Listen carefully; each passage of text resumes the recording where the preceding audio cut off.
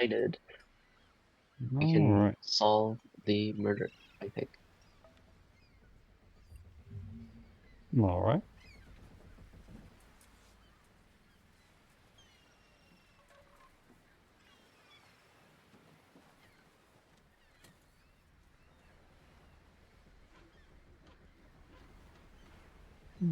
Mhm.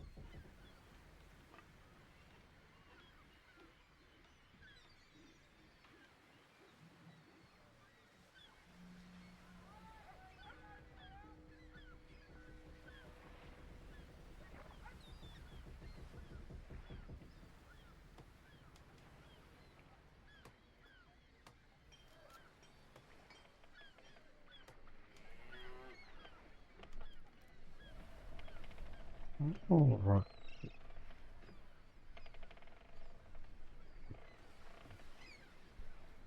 So it's been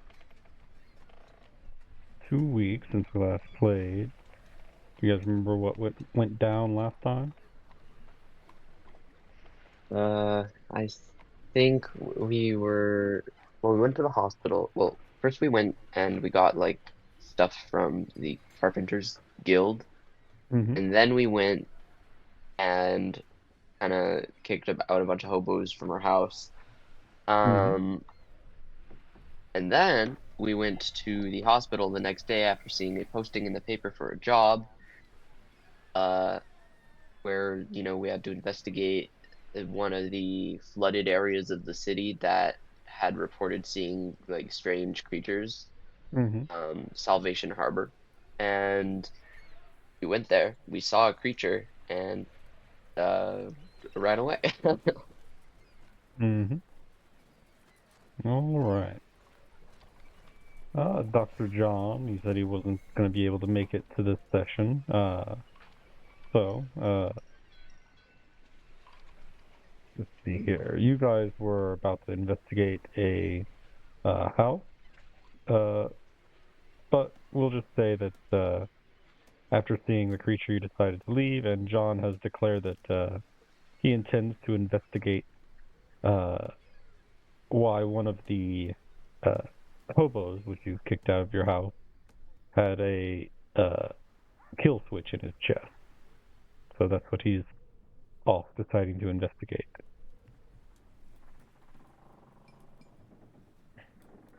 Right. All right. Let me pull up the newspaper for other Mm-hmm. stuff we can do. Mm-hmm.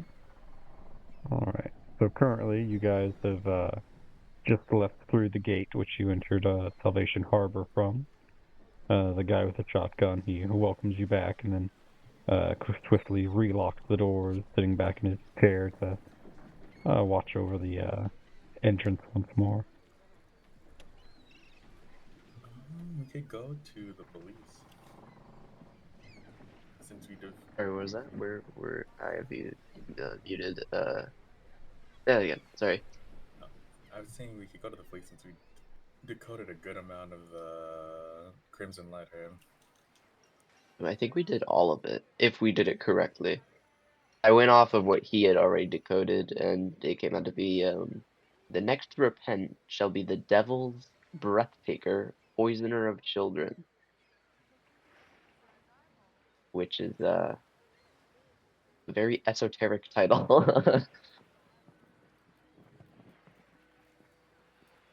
Mhm. Maybe we should just go to the police station, because they're the ones investigating, right? Is there a reward listed for deciphering the thing? There is not. It just simply says that you, Ah, should it be deciphered, you should speak with a particular investigator at the police station. alright. I say we go there. Yep, right behind you.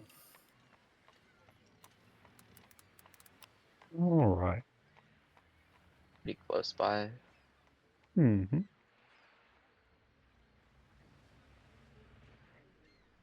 All right. So, making your way up to the police station. Let's find the correct slide for this. Mm-hmm.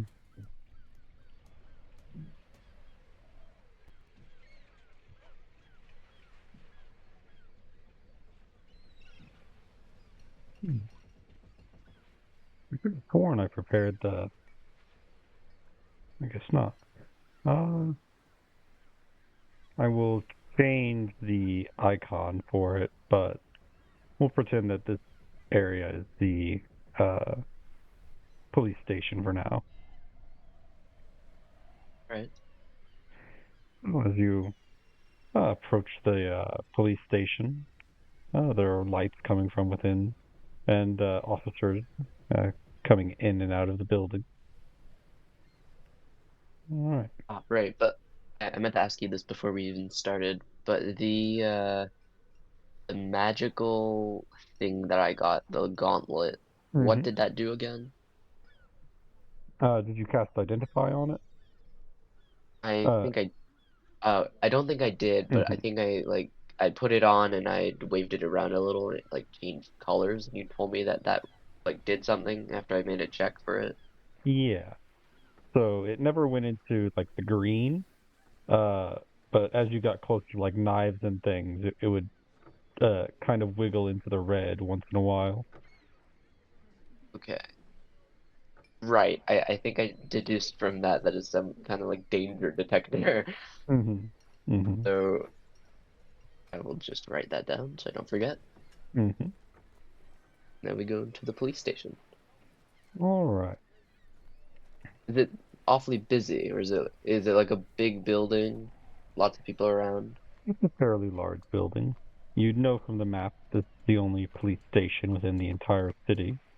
However, it's not uh particularly energetic. It's fairly upon entering the uh main foyer, it's fairly calm and uh everyone's fairly relaxed.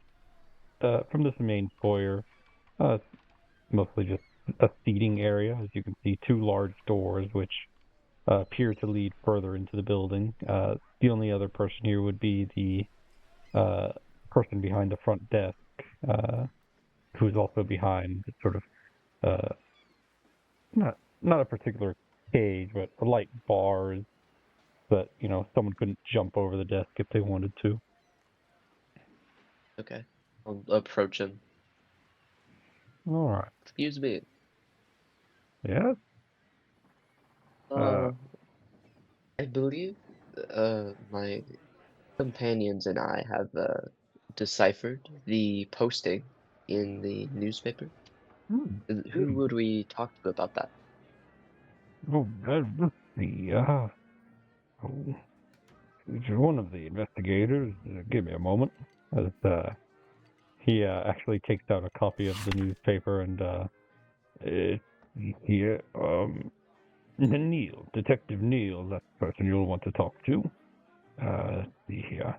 Oh, if you Detective don't. Neil? Oh, yes, yes. If you don't mind waiting, I can go grab the detective for you, or maybe he may want you to come up to his office. Well, just give me a moment. No problem. Thank you. Mm-hmm. As he sort of gets down, puts a uh little sign saying he's away from and the desk and just to wait you know, a few minutes. Give me just one moment.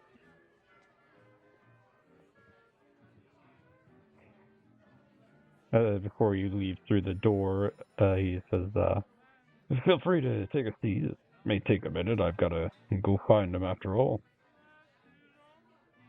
Okay. And I'll sit down. Mm-hmm.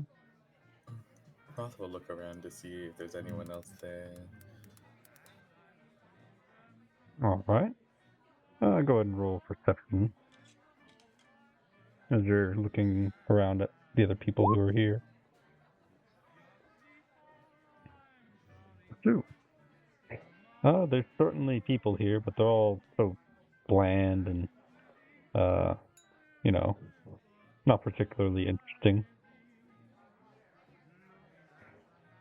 Roth will just shrug and sit down. All right.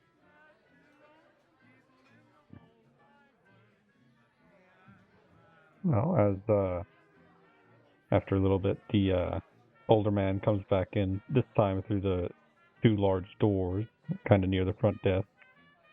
He leans in, points at you two, and just, you two, come on this way.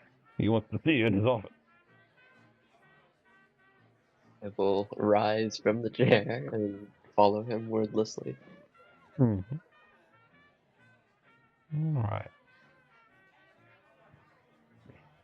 No, as he leads you back into this back area, this is where there are quite a few desks. Each one has like mostly empty. Sort of turns to you. This is where all of our officers do their reporting and work and such. Many of them are out in the city as of right now.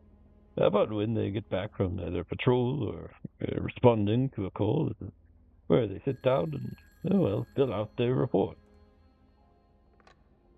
As Good to know. mm-hmm. He brings you past all of those desks to what appears to be a small staircase, an exceedingly thin stairwell, no more than maybe 4 feet across. You can't even spread your arms out, as there's a wall to both sides. Just Good up thing I'm here, scrawny. just up here are the offices for our investigators. As he takes you up, let's see here. As you make your way up, the first thing you notice to the left would be the records room at the top of the staircase. And to the right is another fairly thin hallway in which you actually see a door open near the end. And the door just barely has enough room to swing all the way open without hitting the wall on the other side. Can I look around for anything interesting or anyone that looks interesting? Sure. As Out of perception. yes, the man at the end of the hallway who peeks out of his door sort of looks down the hall and gestures you towards his room. 5. 5. All right. So, taking a quick look around, making your way down the hallway, there is something interesting. As there's a board with about halfway down with a bunch of posted images, and looking over it, there's an odd poster you notice with a picture of a man wearing a wide-brimmed black hat, very muscled features, with the text "Do not approach" written underneath it. Anything like distinguishing about that man in particular? Like any tattoos or markings on his face, any blemishes? The only thing Anything I that could remember him by. really draws you to him is the sort of black edges around his eyes. Okay. His eyes are very distinctive. As you meet Detective Neal at the end of the hallway as he invites you into his small corner office. I'll enter the office and I'll extend a hand for a handshake. He takes your handshake. Welcome. Come on in. Take a seat. You can see that he has a small working desk, which has a couple of different red envelopes placed on it. All right. So, told the front counter that you may have some information on the red letter killer. Yeah. One of my companions deciphered most of it, but he is not with us currently. Not that he's dead, but you know what I mean. Yeah. And I guess I'll just pass over like a little piece of paper that all the work was probably done on. Mhm. He takes out a small notebook and begins jotting some notes. Okay. So you think this is what the message says as he pulls out a copy of the encrypted text? Yes. Hmm.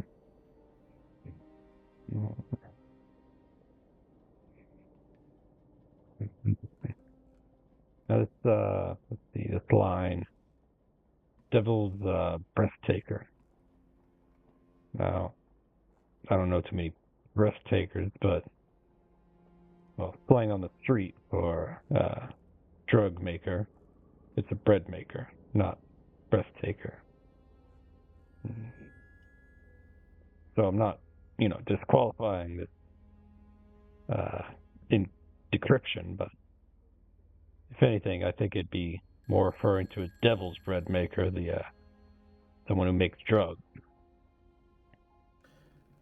Always the difficult part about deciphering clues when you don't know all the cultural context. A poisoner of Well, children. in that case, yes, but what do you think that would mean? Well, it'd be some sort of drug dealer. Probably has no qualm selling to children if that's the case. Do you know of anyone in the town that is prolific in that regard? Mm-hmm. Well, it's tough. If we did know exactly who it was, they wouldn't be on the streets. We would have taken them in. It's interesting. See, the red letter killer is always targeting at least what he perceives to be, bad people.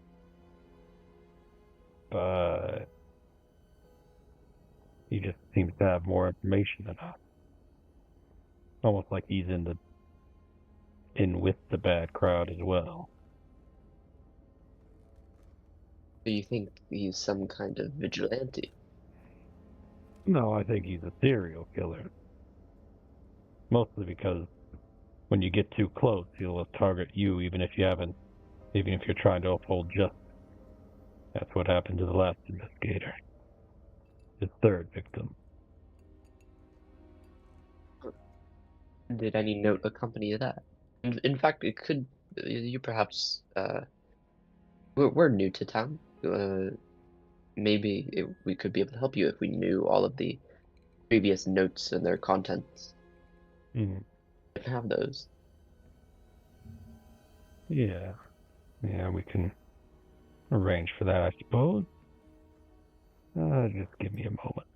As he starts organizing his desk a bit, laying out some of the red notes.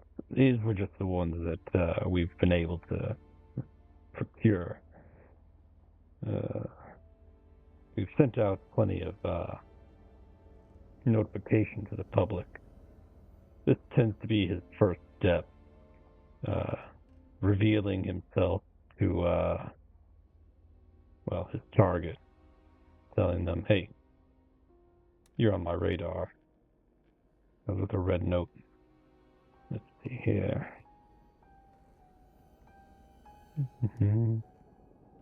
I need to find where I've written down all the victims. Give me a moment. Um,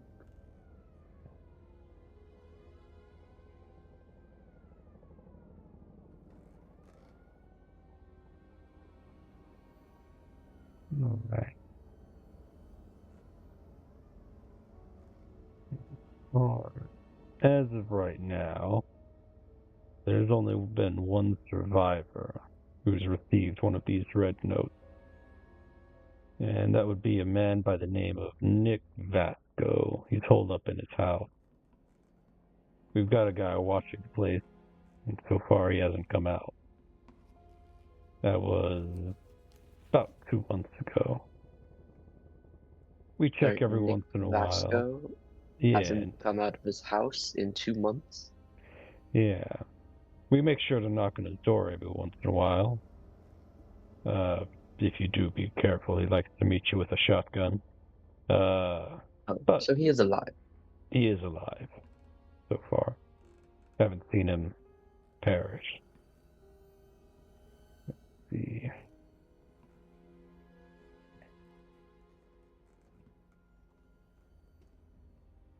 Mm.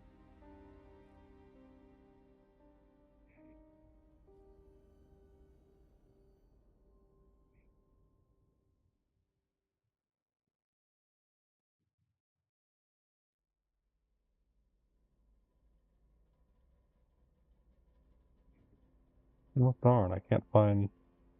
Okay. And instead of specific names, he tells you that so far there's been 6 different deaths, all attributed to the Red Letter Killer, and that the red note accompanies the victim about a week before their untimely death. However, there's also a note found whenever they are killed, which seems to indicate, is encrypted, but seems to indicate the next victim or target. So Okay, he's so planning to, yeah, the victims themselves receive a letter, yeah, and then they die a week later, and then they yep, get another letter that details the next victim, who will then also get a letter a week before his death. that's about it. Yep, Okay. yeah. The interesting What thing, was in yeah, what go what ahead. are in these letters addressed to the victims? Victims tend to have their crimes retold to them, letting them know that what their crimes are, typically asking them to try and atone for those sins in the short time they have left. My best guess is that Nick Vasco somehow achieved that goal and was left alone. But now he's a hovering shell of himself hiding in a house afraid to come out. Additionally, this Crimson Letter Killer has quite the MO. See, when he breaks into people's houses, well, there's no sign of forced entry. Additionally, the victim will be found with many numerous stab wounds across their entire body. Hundreds, and in the case of one particular victim, thousands of small cuts, leading to their ultimate exsanguination and death. Brutal. And you haven't been able to get anything out of Nick Vasco. Correct. But what's worse was, well, I told you that one of his victims was an investigator. This wasn't his first target, so we were trying to up security here in the police station. And even then, we were unsuccessful. Even with 24/7 watch, our investigator was ultimately disappeared sometime the night, reappearing hours later with, well, quite the mess on our floors. Then he was taken from the building. Assumedly, however, no one saw it enter, no one saw anyone leave. Huh. To get in and out of this building without anyone seeing you, even with watch, and the worst part was this was during the middle of the day when people were coming in and out. Police officers were working. No one could have dragged an entire officer kicking and screaming out of this building like that. We've thought about possible magic being brought in, but we took precautions against that, yet there was still the incident.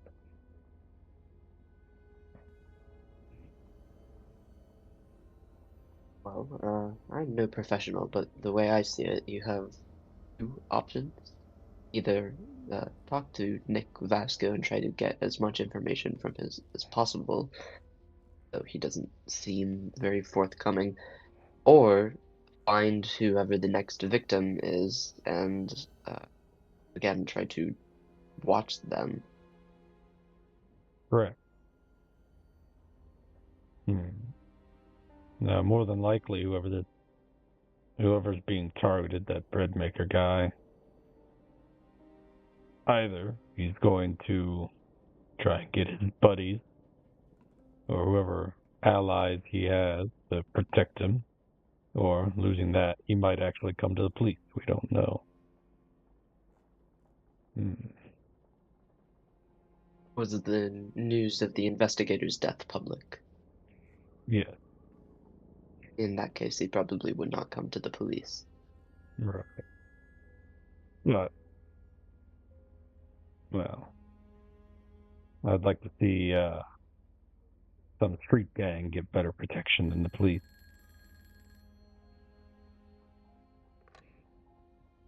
Rob, what are your thoughts on this?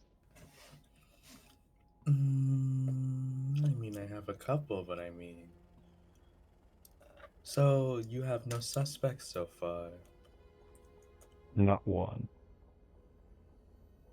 Whoever this is leaves no trace. No breaking, no entering, just a dead body and letters. Never had any thoughts of maybe the criminal might be closer than you think, or... Well, that is a thought. When we were protecting our previous investigator, we made sure to swap our guards one at a time every 10 or so minutes.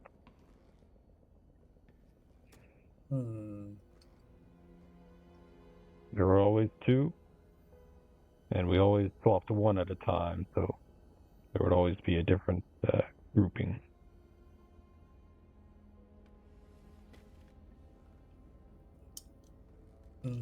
In the past, when did these killings start, may I ask? They started about 4 months ago. In the past year, has there been some huge tragedy of justice, since this man seems to be focused on exacting whatever form of justice he sees fit? Like any crimes or cases that didn't go a certain way? Enough to drive someone to madness and vigilantism?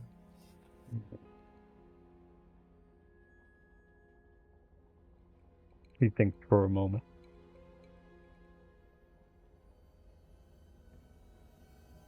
Yeah, there's something like that. As he steps up and goes over to the door and gives a quick, quickly walks out, and you hear him take something off a wall and walks back in.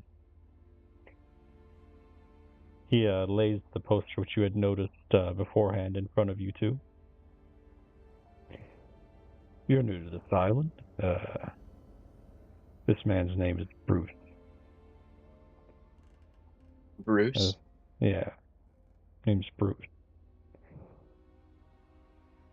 So, years ago, he went by the street name of the Mangler.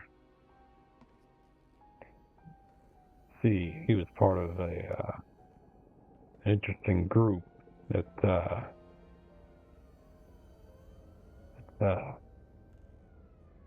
performed the most brutal crimes on this island. So, Bruce was the only one that had a face to the public. Every other member we could never track down, never trace. And no matter what we did, we couldn't pin down this man, Bruce. Any police officer that tried to approach him would end up getting mangled. Limbs broken, heads torn off. That's if you're lucky. Death was an good alternative if you had to face this man. Now, this monster, he turned himself in 4 months ago. We didn't know why. All we knew is that we could finally put him in a courtroom. When the time came, he was not sentenced for his crimes. I'm not sure why. I wasn't privy to the court appearance. But he walked free.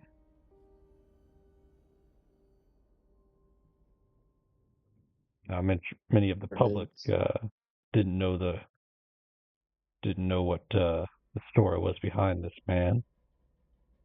Many of his crimes have been kept away from the public eye,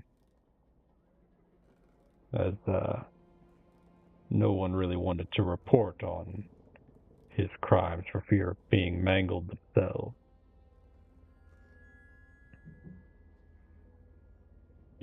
Where is he now? Yeah, thanks for a moment. Bruce tends to hang out at the Blue Sea Church. It's over here, as he points to a point in the shelves.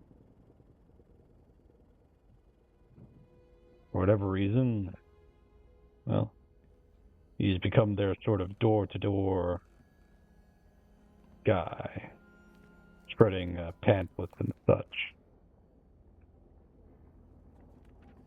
Looks for what? Well, advertising the Blue Sea Church. Never been there myself. I'm sorry, you said the Blue Sea Church or Seed? Blue Sea, like the ocean. Okay, Blue Sea.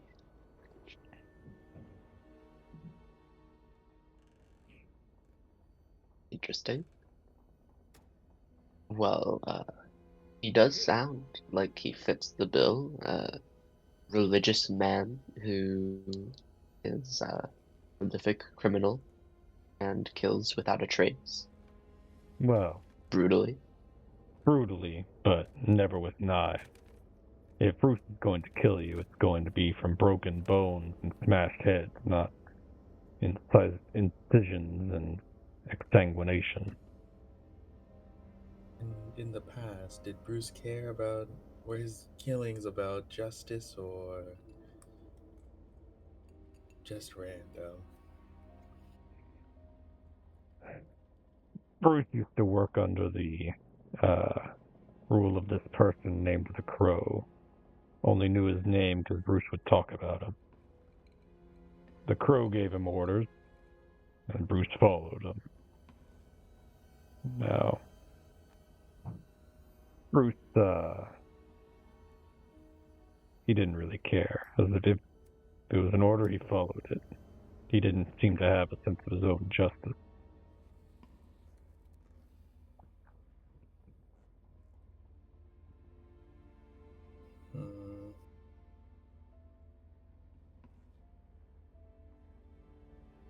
Now, remind me, where was the last killing? Let's see. Give me a moment.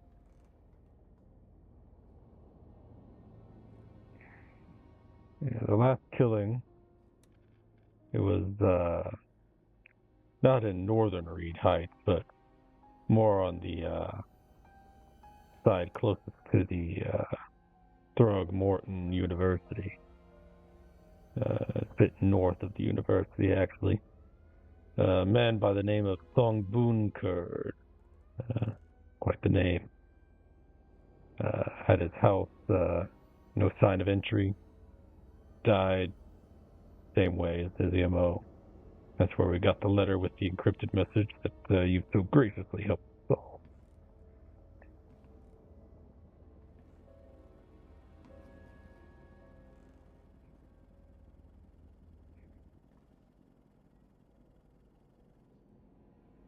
Well, I would be remiss to say if I didn't want to help, but I don't know if there's any way that I can. Maybe we could take a look at this last crime scene, if you would allow us. I think we can allow that. While many of the other victims, their crimes were obvious. This Thong Boon Kurd fellow, we couldn't find any signs of crimes committed in his household. Perhaps you'll be able to dig up something. We also were unable to find any red letter detailing his crimes.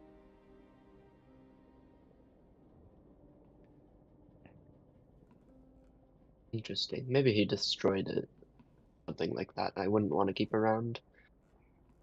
If you wanted to keep a squeaky clean appearance, burning the letter and trying to hide evidence as best as possible in your weak left might just be the best idea.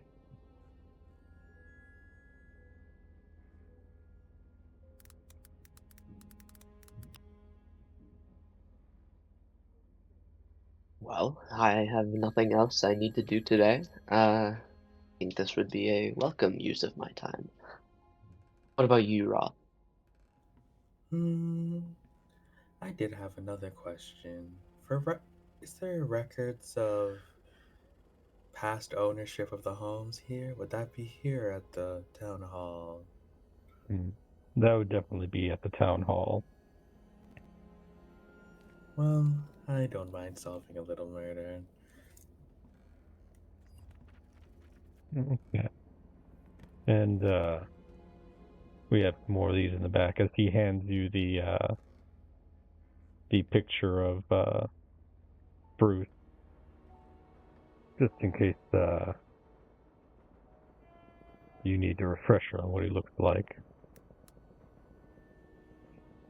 Trust me, you don't want to approach this man.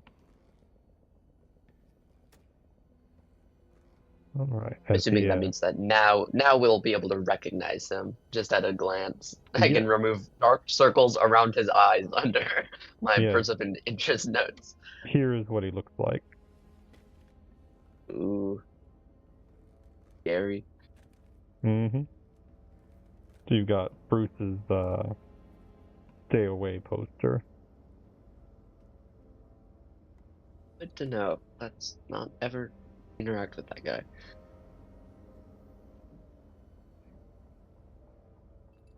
I guess if we're done here, we'll go to the house in somewhere. I forgot where it was. Mm-hmm. He marks it on your map. House. Yes. He marks it on your map. So Perfect. Let's see here as he escorts you back out of the building.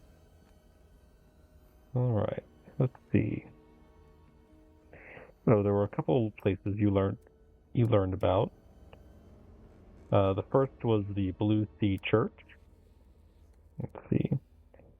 Which is over here in the shelves. Let me change the name.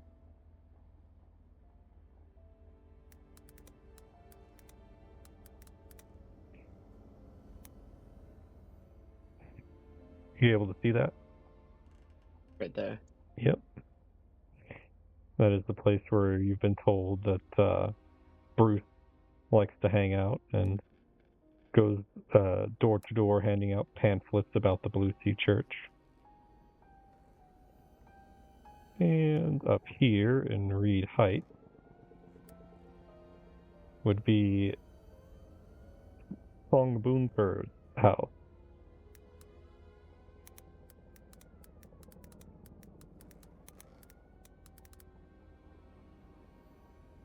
Let's see here.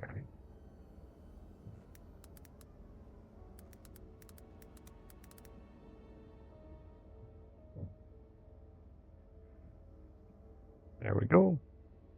I'll just label it as Red Letter Victim House.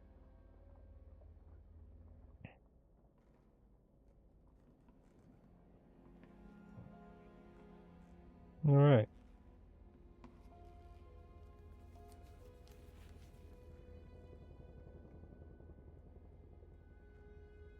Yeah, I think we'll go there, yeah. Sounds good. I guess on the way, Roth will just ask, oh my gosh, mark some question. Yeah. Are you sure we should be getting involved with this? No, absolutely not. But I have nothing else that I want to do. Hmm, I didn't want to say it in the office, but I'm quite skeptical of these police. The investigators. Yes, I think it would be very likely that the reason they're not coming up with anything is because they don't want to. That combined with the fact that someone that killed many people was magically able to not be found guilty points me to some sort of corruption. So I'm not sure the character of Neil, but I know the police department itself must have some a level of corruption.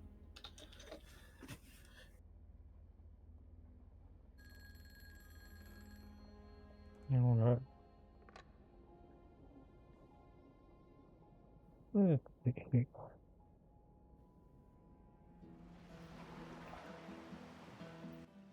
Whoa, that's loud. All right. Turned it down. All right. So you begin making your way up to the northern part of the city. Would one of you like to make a luck roll as you traverse your way up there?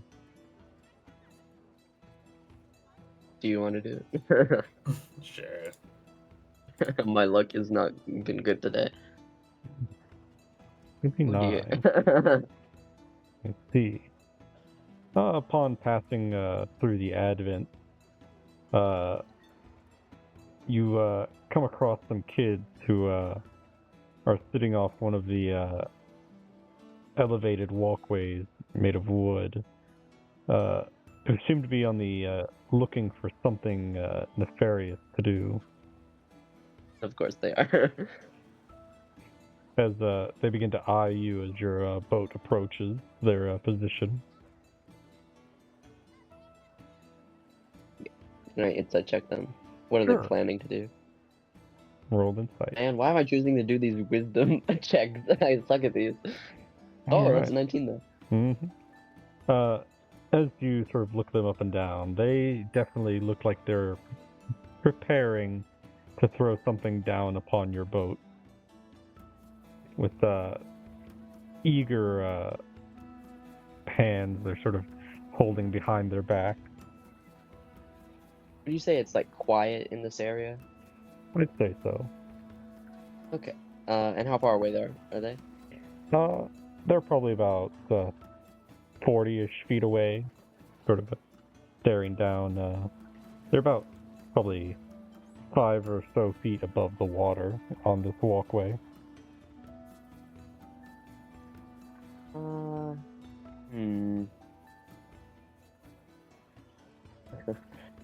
This might work, this might not work. I'm gonna flick my wrist, and in their direction, they'll hear, like, kind of like 10 feet away from them. They'll hear, like, a ear-piercing scream of, like, a child. Alright. I'm gonna use minor illusion to do that. Alright. Let's see here. There's a child screaming at the top of their lungs.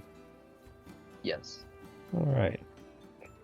Hoping it's just gonna startle them. As you get a bit closer, you hurl out the scream, and you watch as the kids sort of whip around as you see pieces of a dead fish in their hands, which they appear to have been planning to throw upon you. As you get closer, they're very distracted now. Would you like to do anything else? It looks like they're too distracted to throw fish at us, then nah.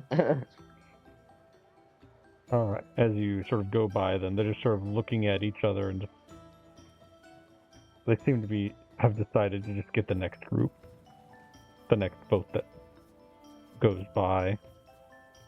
As they also sort of begin moving more towards the unflooded street. Alright. Okay. Let's see here. Along this path, you will actually go by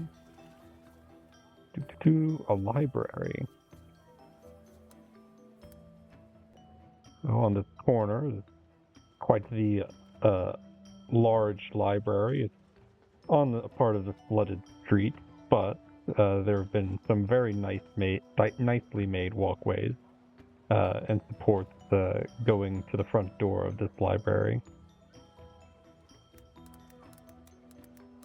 Interesting. Does it have a name? It is the Oakmont Library. Okay, simple enough.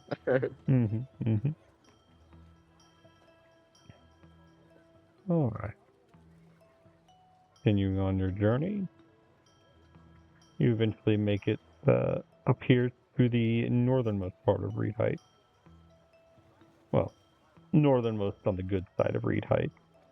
This sort of waterway separates the good side of Reed Heights and the bad side of Reed Heights. Segregation. Anyway. Yeah, we'll get off the boat and go to the house. All right. Let's see here. Before we go, Ross just gonna bring his skull out and just give it a little shake as he rolls his tail from beyond. All right. What? You just bring out a human skull and shake it around. Yeah, that's my spiritual focus. Okay. Have you done that before and I've just missed it? Yeah, I think I've done it like maybe 4 Okay. times by now. All right. So these houses down the street, well lit at least, as you approach one of the buildings. It's these multi-story buildings. You find that Neil hadn't told you exactly which apartment belonged to Mr. Thongboon Kurd.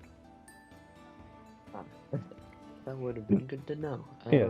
You do appear to be in front of the correct apartment building, though, as he did give you the Are address. there any police officers around? Looking around outside the building, there's no sign of police presence. Alright, it's not an active crime scene anymore. Guess we'll go inside. It's not unlocked. Opening up the first floor, you find that to the left and the right on the first floor appear to be 2 apartments each, with a staircase leading upwards. There's a fairly rotund fish man down on the first floor who is sitting outside of his apartment and sort of looks over you. Can I help you? Never seen you before. Yes, we are here to perform our own little investigation on the apartment of the late Thongboon Kurd. Why? Do you ask why? Yeah. You don't look like police. It's just some We've sort been of... given permission. We are private investigators, you might say. Oh. Interesting. Well, the old Thongboon Kurd apartment's up on the top floor. Basically made a closet into his house. Do you have a key, perhaps? Give me a moment. As he steps up and opens the door to his apartment. He comes back out with a hammer. I suppose this will get you in. Alright. I'll take the hammer. He hands you the hammer. Well, thank you for your help. Yeah, I'll go upstairs. Never really liked the Thongboon Kurd. It's been much quieter without him. Best of luck, as he sits back down. Yeah, I'll go upstairs to the apartment. Mm-hmm. You make your way up. You said it And was at the top floor, and upon reaching the top floor, it seems that there's only one apartment, or well, only one door up here. It seems most of this area is actually more like a common area. You can see there's a big puzzle laid out on one of the larger tables. Uh, there's only one door up here, which appears to be his apartment. anyone around? Taking a look around, there's no one here at the moment, which is good news All for right. you. I'll just try the door to see if it's locked. Mm-hmm. Giving it a quick uh, jiggle. It does appear to be locked at the moment. I will take the hammer to it. All right. Roll an attack. With a hammer. Mm-hmm. Sure. 1 second. Wait, hammers don't actually have a attack roll, so I'm just gonna roll strength or Mm-hmm. dexterity. Mm-hmm. 19. You swing the hammer around and crack as the entire handle falls off and the door slowly moves open. You're immediately met with the metallic smell of blood within the room. They did not even clean this place. Wonderful. Familiar scent. I'll give Roth a weird look. The same look I gave you when you took out the skull and jiggled it around. I speak to spirits quite often, and their bodies are in multiple different kinds of states. Right. And I'll walk inside. All right. You make your way inside this fairly small room. It seems the fish person wasn't lying when he told you that basically Mr. Thong Bunker had made a closet into a home. Big enough to fit a bed, a small dresser, as well as a few other knickknacks.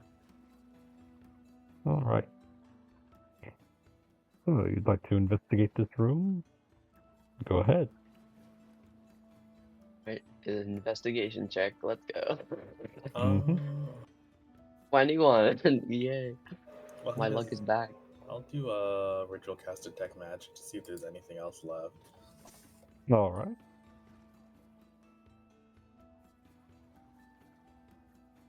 The body is not here. The blood is, though. It hasn't been cleaned. Correct.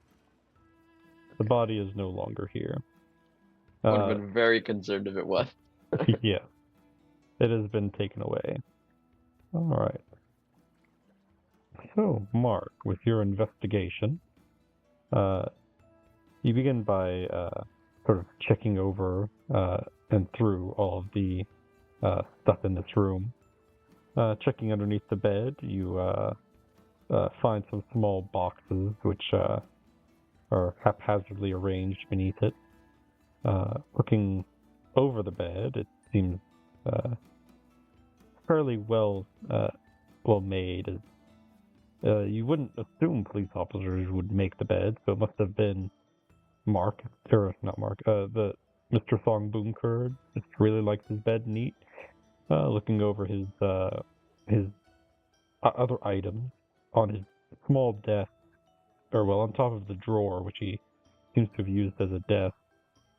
You find many small, like, carving tools, things that you would find maybe a carpenter or a wood carver would use. Looking around a bit more, there's of course clothes, and nothing that really stands out aside from that. All that stuff. Where's the blood? Well, all across the floor. Oh, it is not in a specific room or place. It's just everywhere. Okay. So this entire room is this is a one-room apartment, basically. Okay. Yeah. I'm gonna check the desks specifically for any like hidden compartments. All right. That'd be another investigation. Yeah. Mhm. So you take all the clothes out of the desk, or well, drawer. It's a dresser drawer with that he seemed to have been doing stuff on top of it. Uh, you sort of dump out all the clothes and take the entire drawers out of it and look around. And it seems to just be a normal dresser.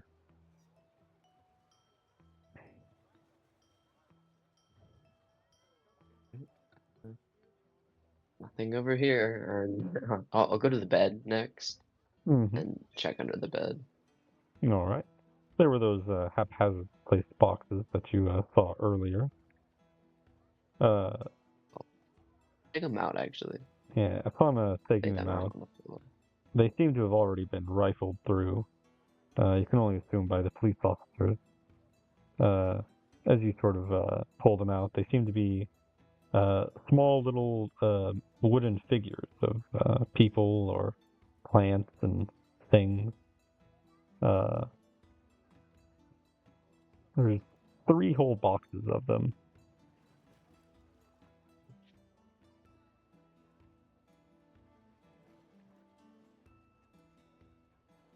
I'll let Rock do his detect magic next. Mm-hmm. All right. So, Ross, upon casting Detect Magic,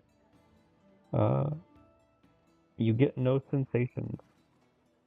There doesn't seem to be any sort of magic occurring, active or residual in this room. Hmm. Hmm. Yes, there's nothing left over.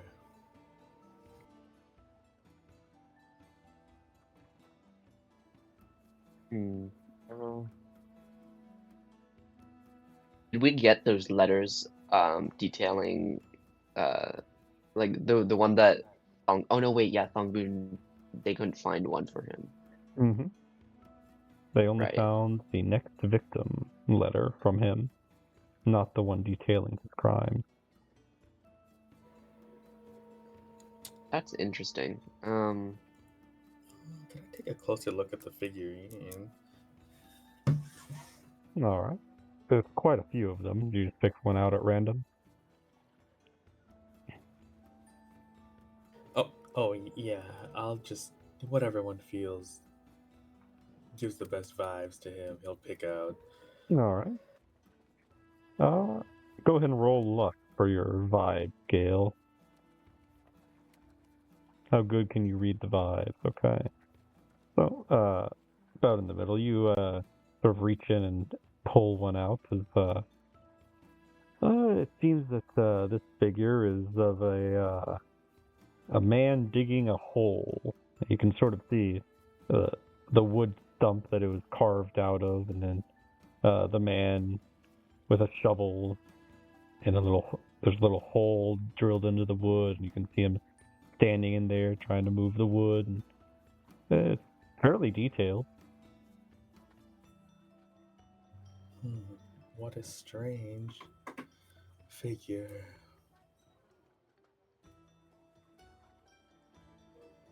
He'll put it in his bag. Mm-hmm. All right. Is there anywhere to store like food in here? Like how is this guy living?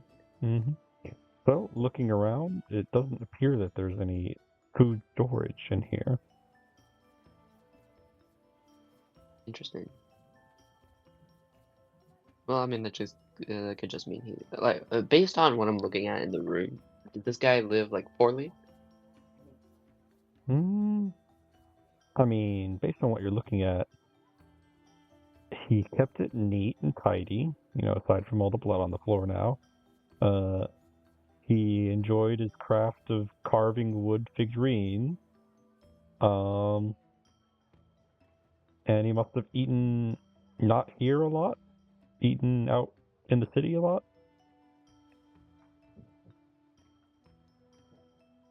Okay, that's fair. I don't know, maybe we could check a mailbox or something. Maybe he received the letter but didn't actually manage to read it. Yes. I don't know. I feel like these figurines are giving me some strange energy. Can I insight check the figurines to detect the energy? Okay, you can Getting any insight, feelings from try them? and feel the vibes of the figurine. I'll feel the vibes. Oh, not 20. Okay. You immediately feel a bad vibe coming from one of the boxes, and you look in to find one modeled almost exactly as Brute, the man you were recently introduced to. This figurine, compared to the guy digging a hole, is actually 2 times taller and built like a brick shithouse. I mean, he is wide. If if the scale works out, like the guy digging a hole is a normal man, this guy is like, ooh, beefcake mountain man. Interesting. I'll take the figurine out of the box. I'll show it to Raw. Maybe there's something to these figurines. I remember thinking that maybe Bruce is connected to this after all. At the very least, this man was in some way knowledgeable of Bruce, and looking at this, uh, either revered him or feared him. You said that all the boxes had been opened, right? Or it looked like they've been rifled through. Yeah, you assume Hmm. that the police rifled through it trying to find the letter, and having not found it, just put it back under the bed. Hmm. They didn't find this sculpture suspicious if they did see it. Weird.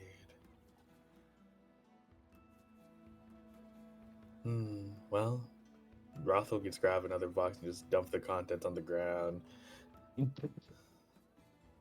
I'll do the same for all the other boxes. We'll just empty them out and search through all of them for anything of note.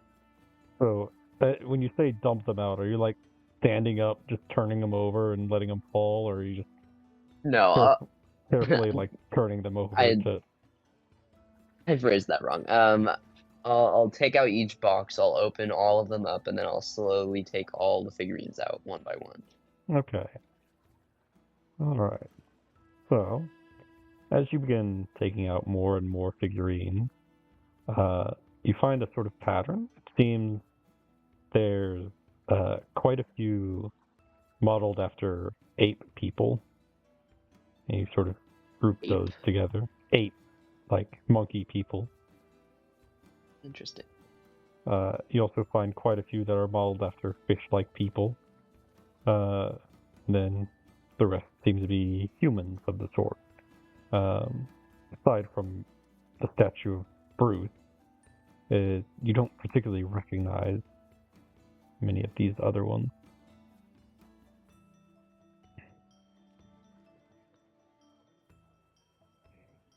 Let's see Okay. here. Go ahead and roll perception as you sort of line these all up and begun looking through them. I'll give you bardic inspiration. Because we have Well, the same wisdom, and I can't give it. Oh, we do. Yeah. Okay. Perception 0. A 10 plus a D4. Oh, D6. Okay. Oh, a D6 bardic inspiration, not a guidance. What I'm talking about. Ooh, Oh, plus a okay. 6. It's a 16. Well, you guys do pretty well in looking through these. You find one that piques your interest as it appears to be a man hunched over a desk furiously filling out paperwork, which seems to resemble the man named Corbin.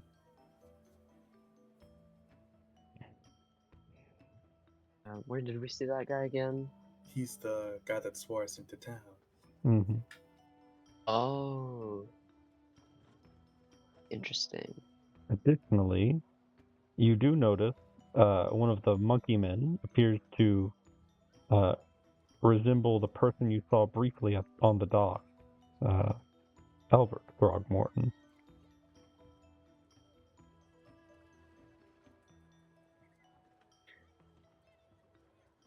So this guy had something with the Throgmortons.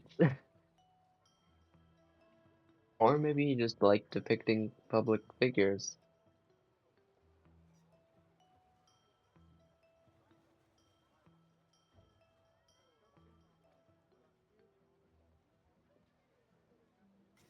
Yes. I'm not sure if this is what I was expecting. I was maybe hoping for a message if you laid them all out in some kind of way. But now I'm not sure.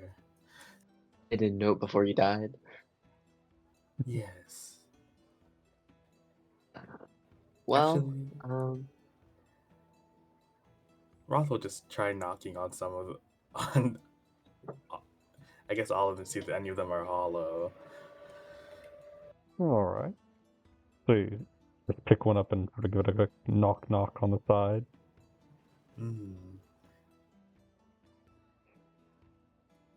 Okay. Give me just one moment.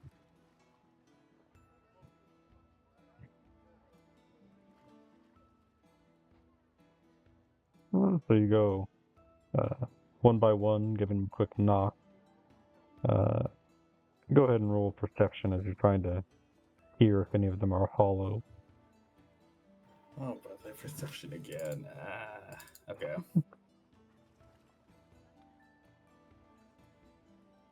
Nope. You seem to be having a hard time figuring out if one is hollow, but yeah, they all kind of sound alike when you give them a quick knock.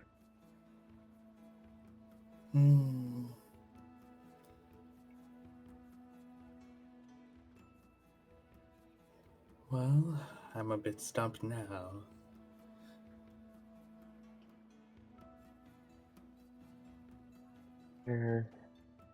I don't know what to do. I don't really want to get involved with this Bruce man. But that seems like our only lead.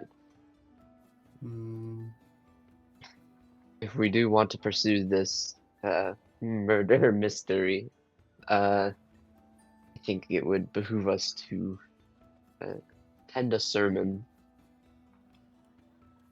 I mean, getting involved with the police is one thing, but I'm sure if we get involved with them, other people in the city might not be as happy to see.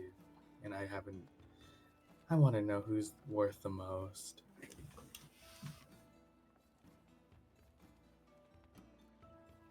But I mean, a sermon shouldn't hurt.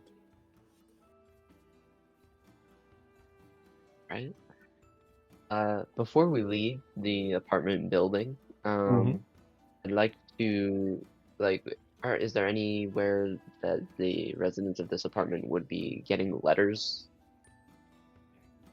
You didn't see anything walking in, but you could probably ask around. Yeah, I'll go down and ask the man at the first floor, Mm-hmm. and I'll give him back his hammer. Oh, sure. As he takes his hammer back. Let's see. Oh, sorry, go ahead. Would you happen to know where the residents of this place get their letters and their mail? Yeah, we gotta walk down over to the university. They have a small, sort of miniature mail place where we can go in and retrieve any mail. Not so many messages being sent, so we don't go there too often. And this Through, wait, what was his name again? I keep forgetting his name. Thong Ong Boon Boon Third. Kurd. Yes, I don't know how I forget it. It's such a unique name. Thong Boon Kurd. Yeah, was he? Wait, when was the last time he left his residence before his passing? Oh, he left all the time. Right. Ugh, so annoying. He would always just dredge in some water.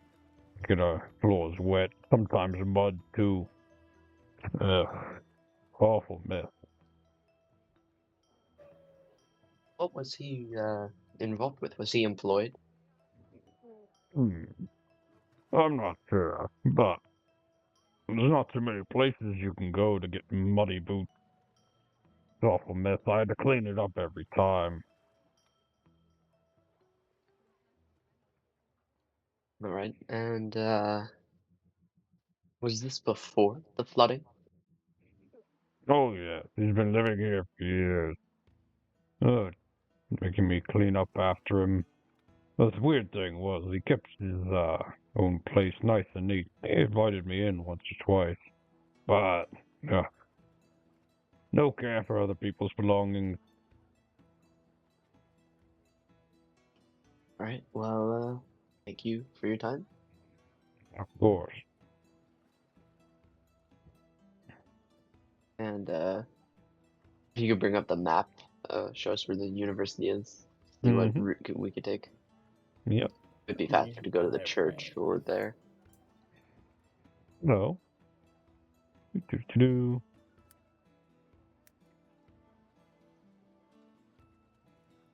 That's the university. Yep. Okay. Yeah, we'll go there first. Unless Roth, you want to do anything else? No, the university's a pretty good place to go, honestly.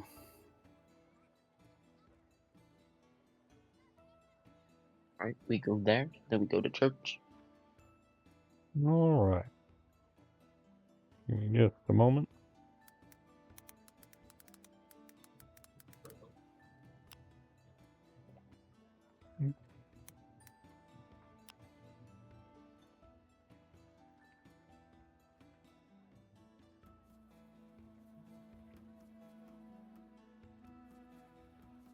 Yeah.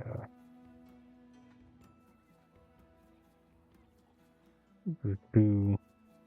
Gotta go back and grab the or set up the image for the university. I know I have it somewhere in here.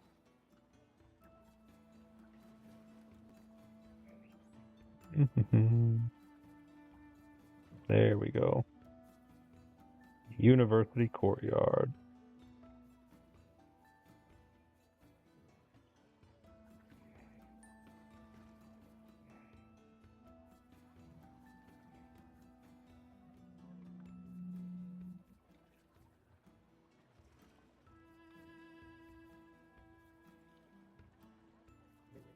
All right. So, seeing that the university is ever so close, you begin making your way over. Upon reaching the end of the street, you do see quite the large building looming over you. And making your way over, you are able to eventually make it onto campus grounds.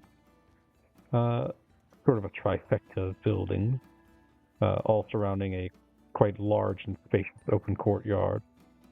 Let's see here. The largest building is... Oh gosh. Come on. Let me move.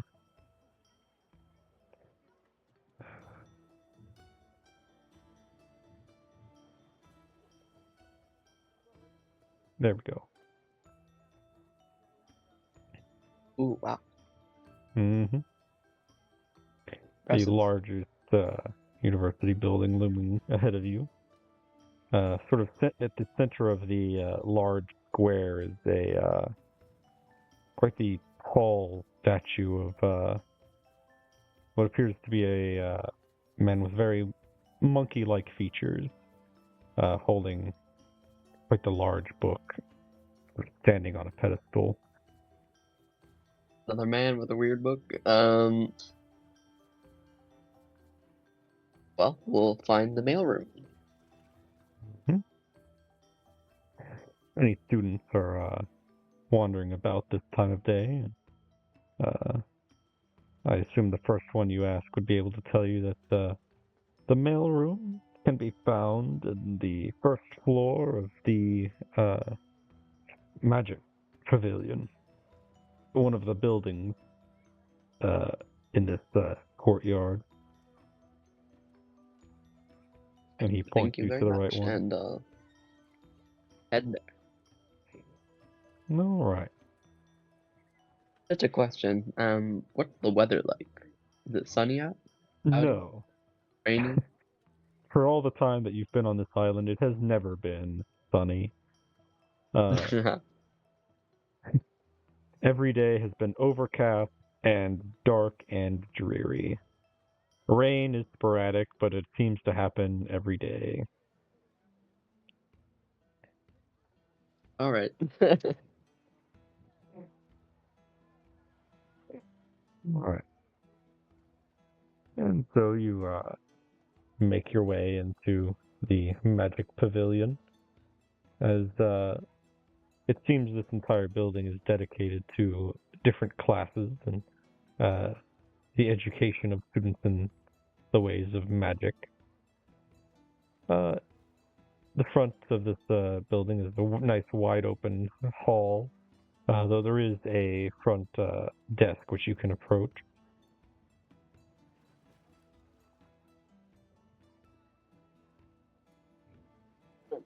I'll approach. Oh, the young man from behind the desk. How can I help you, sir? We're private investigators, you might say. We're investigating the death of Throng Boonker. And we would like to see his mailing, if that's all right. Well, we can't really give you his mail, but we can go check on what he's received in the past.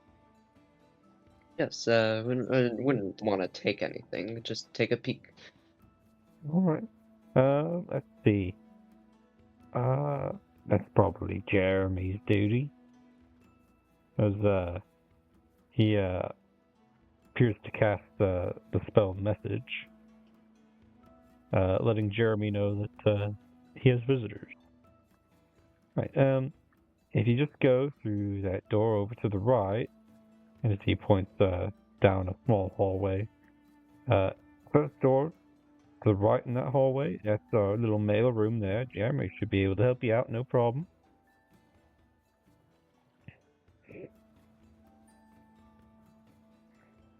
All right.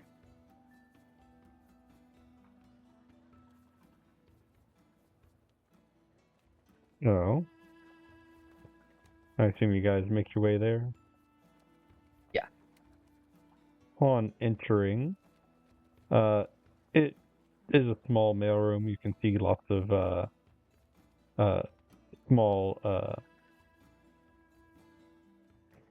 you can see lots of small little hatches which seem to be opened by a key that you've seen contain mail before.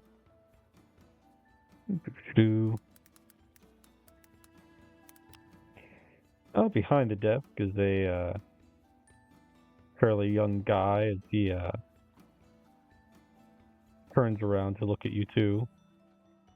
You just sort of see his mouth sort of drop open as he just sort of stares between you two.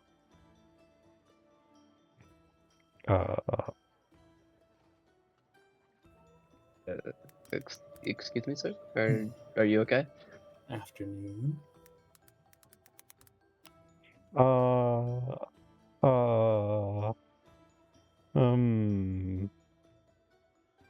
look behind us. Like, what's he staring at?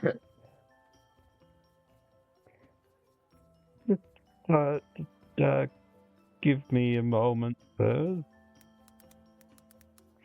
As he sort of walks behind into a different room.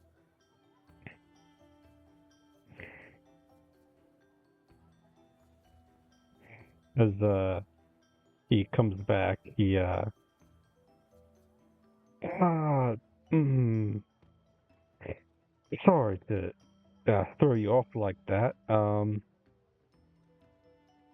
Uh, you, you fellas, new to the island, I presume? Yes. Okay, okay. Um, he, lays out on the table, three different, small pieces of paper. If you guys could just flip over one of these, uh, just decide on one, just flip it over, both of you. Can I insight check this guy? What is going on? Oh, just, routine checking. Don't worry about it. All right, I'll flip over the right card, I guess. I'll flip over the other one then.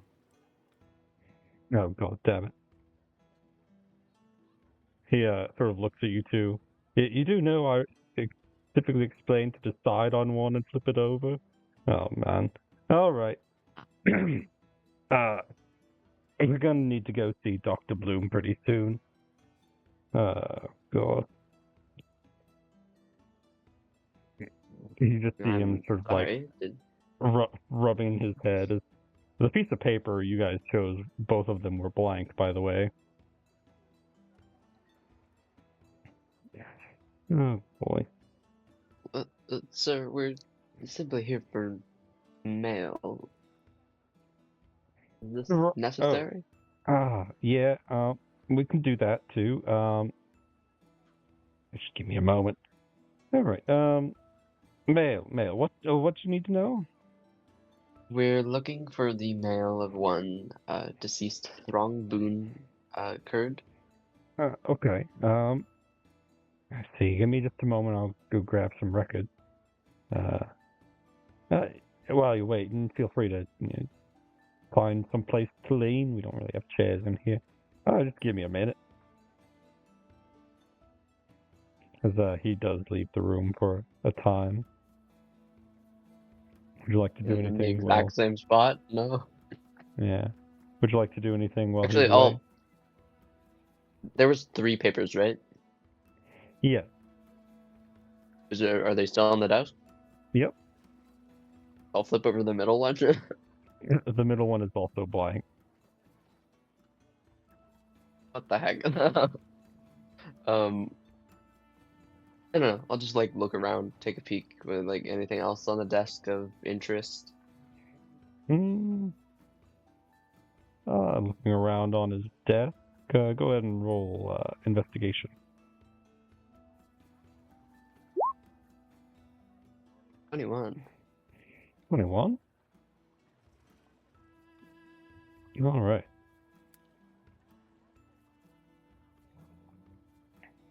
As you're sort of investigating his desk,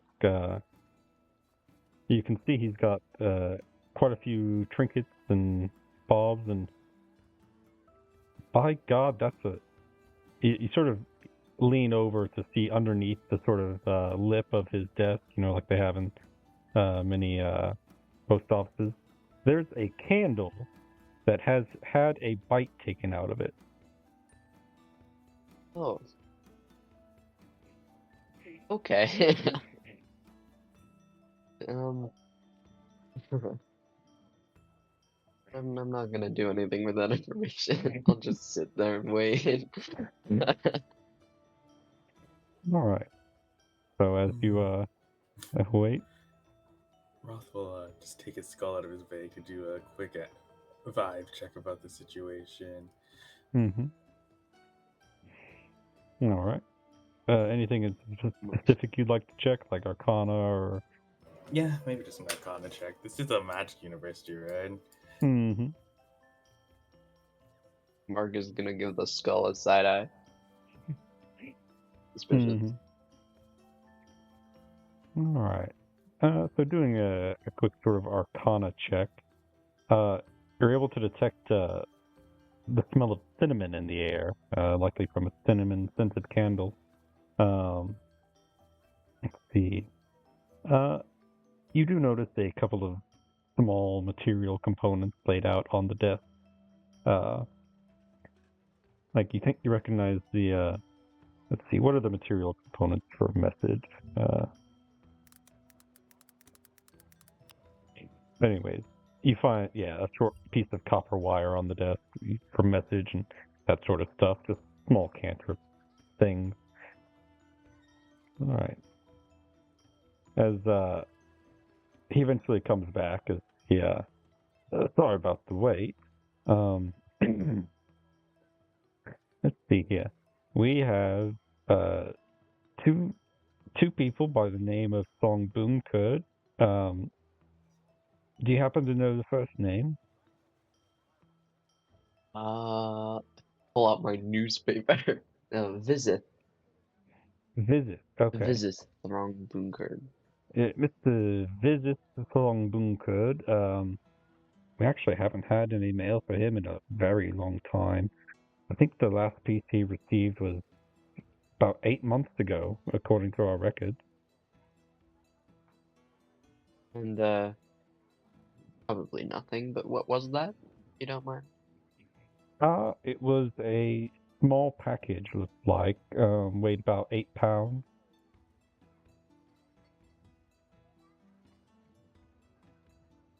All right. Do you have a record of what was in the package, or if it was collected? Well, it was collected. We're not allowed to go poking around through people's private things. All right. No, my apologies. What about this other Thong Bunker? I was not aware there was two people with that name. It goes by the name William. William Thong Kurd. He also don't really have too many packages with him. The last one we got was from a couple of years back, but his name's on the list, so. All right. Does he come by often? Doubt it. William, I mean. I doubt it. I mean, he's only had one package, and that was 3 years ago, so no reason to stop by here. And Roth and shrug. He's like a bit of a dead end. And there's no way for us to see this package. I mean, I guess suppose you could find it if you ask the man himself.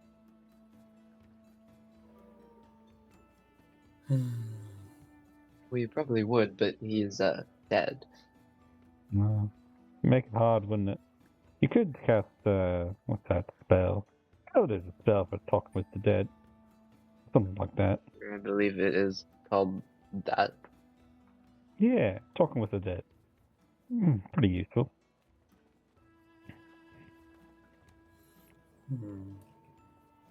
Well, I suppose the trail stops here. Oh, It was worth a shot. Now you've got your business out of the way.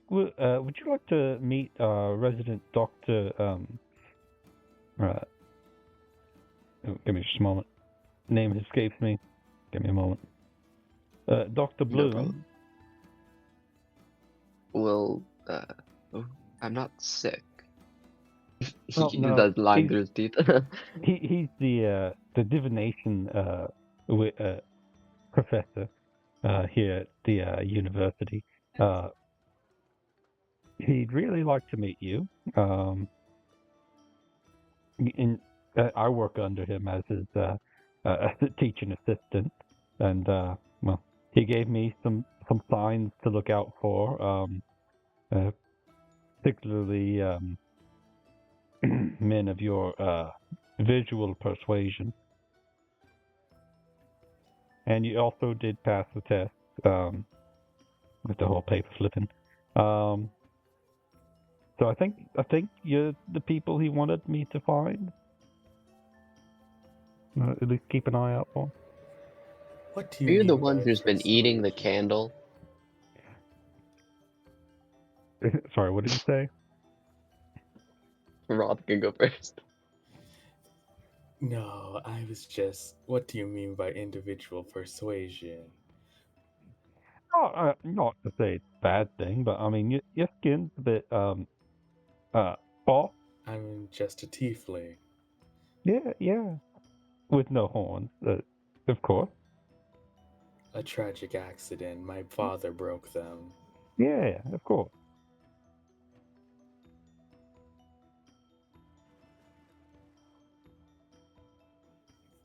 As we stare at each other awkwardly.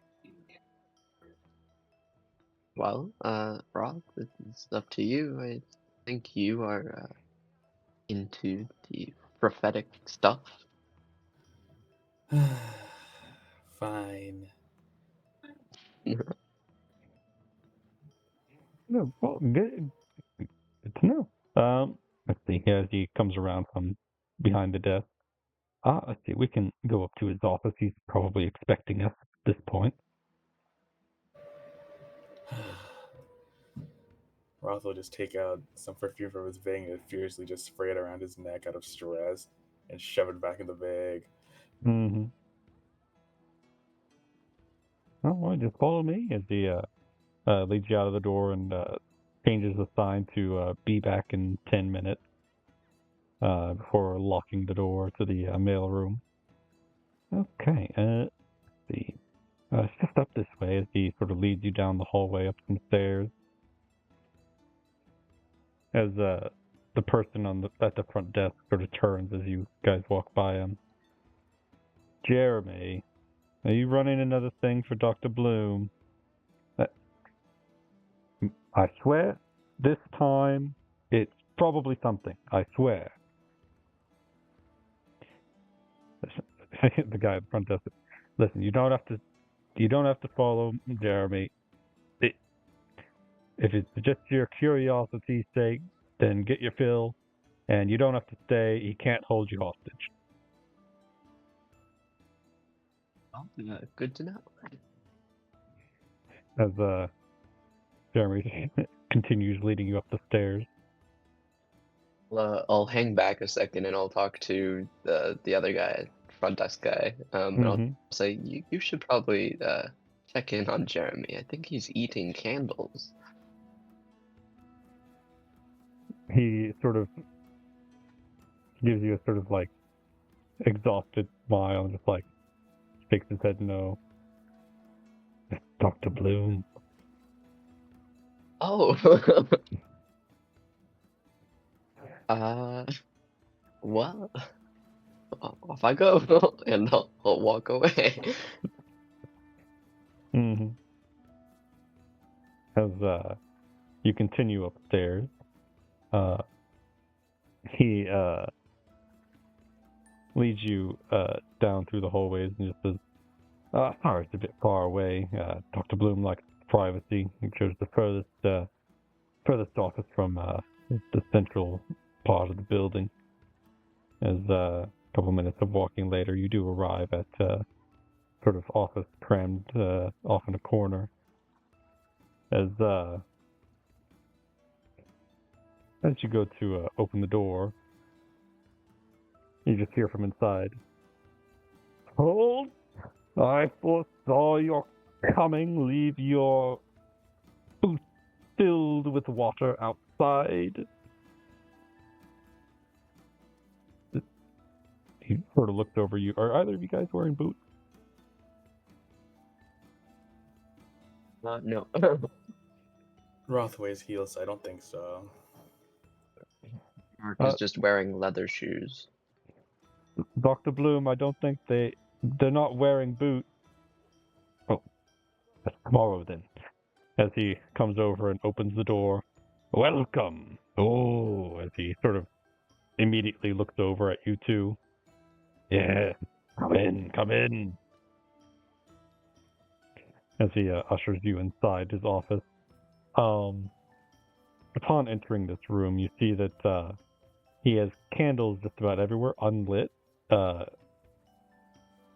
Though there is one candle lit in this room, which he is currently holding.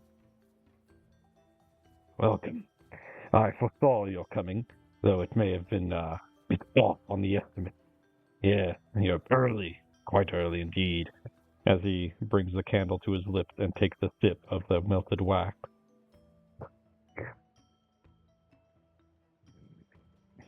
My name is Dr. Bloom.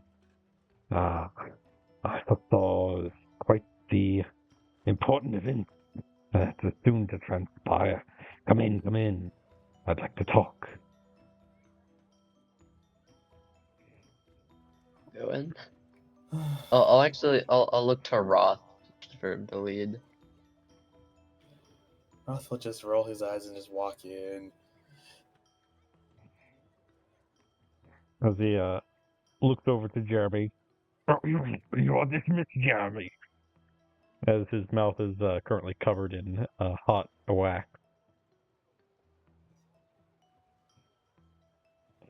As he gives himself a couple coughs to clear his mouth. Oh, yes. Wonderful. Yeah. As he pulls over a desk and basically shoves all the candles that were on it onto the floor. Yes, yes. We have much to talk about. As he also grabs a chair, dumping the candles off of that. Sets you two chairs in front of this small desk which he's placed out for you. Please take a seat. Take a seat.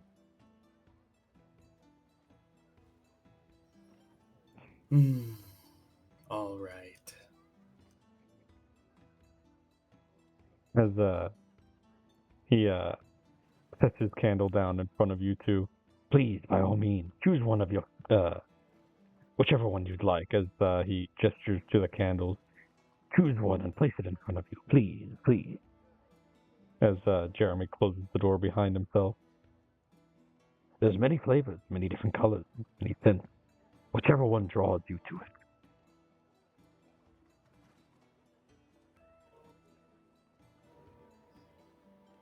Let Roth choose.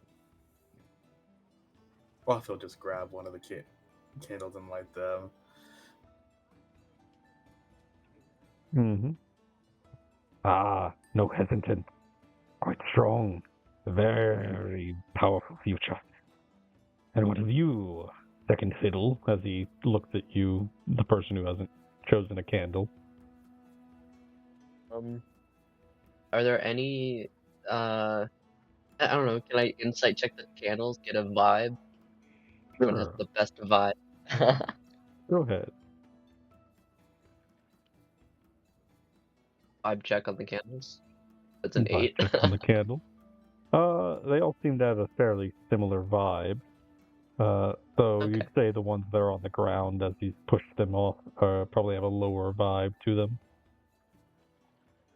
I'll grab the one that smells the most like lavender or some similar flower. All right. Yes, considerate. Very concise. As you set the candle in front of you. Roth, you said you'd already lit the candle, correct? Yeah. Yeah. As Dr. Bloom quickly lights the candle that you've chosen to add its scent to the air. Yes, yes, yes. All right. You must have many questions. How did I know you were coming? Many of such things. You see, I can foretell the future. As he makes a dramatic pose of himself, sort of arms outstretched.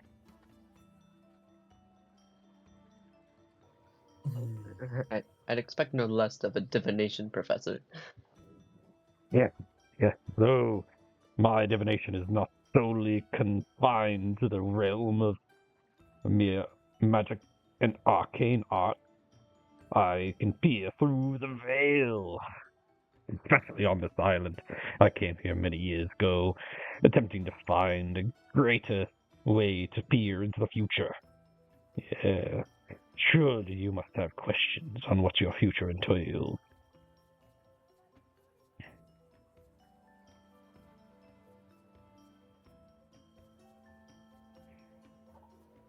I prefer to live every day in the moment, thinking about the future. is not something I'm too particularly interested in. And what of you? As he gestures over to Mark. Well, how about we say dealer's choice? What's the most pressing thing you think you know about my future? I'm curious.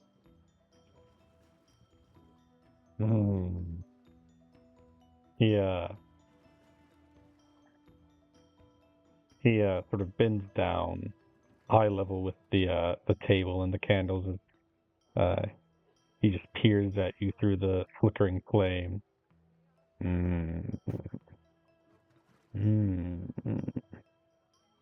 I see. I see turmoil. You've already been tainted by the mysteries of this island.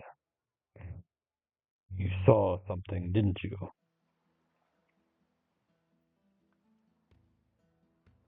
I've seen a lot of things in the past couple days. Indeed. You'll see much more to come. As he reaches over to pick up the candle that's in front of you. Yeah. He takes a quick sip of the candle wax that had melted.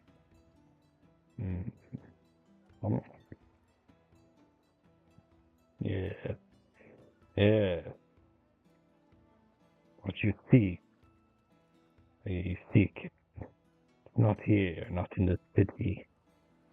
You'll find the answers more so in the northern forest. Yes, be careful of the holes, though. There are many holes. In fact, there may be great treasures if you fall down the right one. Yes, that's what your future entails. As he sets the candle back in front of you. Well, good to know. Thank you. Huh.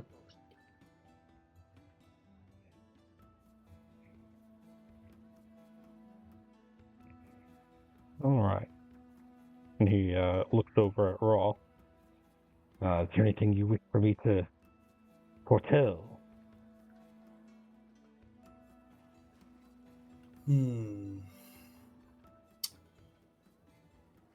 Well, I bought a cursed mirror, I think, but I haven't gotten any leads so far. What do you think I should do? He sort of peers down into the flickering flame. Yes, not cursed, merely lucky, right time, right place. He picks up your candle and gives it a sip. You seek to understand more of this mirror. Yes, you'll find that the path you're on will lead you directly to the place with that mirror's origin, yes. Though it will be quite the bumpy road. There are many beasts which stand in your way. As he sets the candle back in front of you.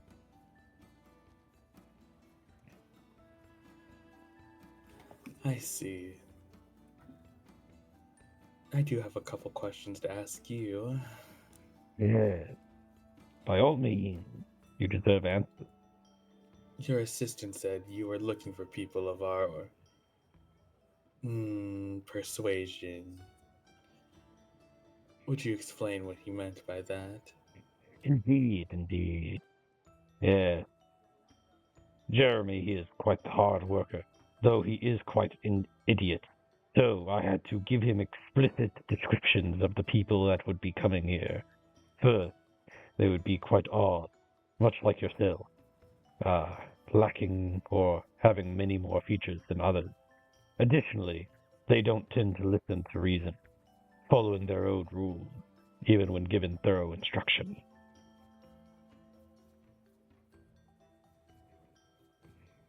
Yes. I see.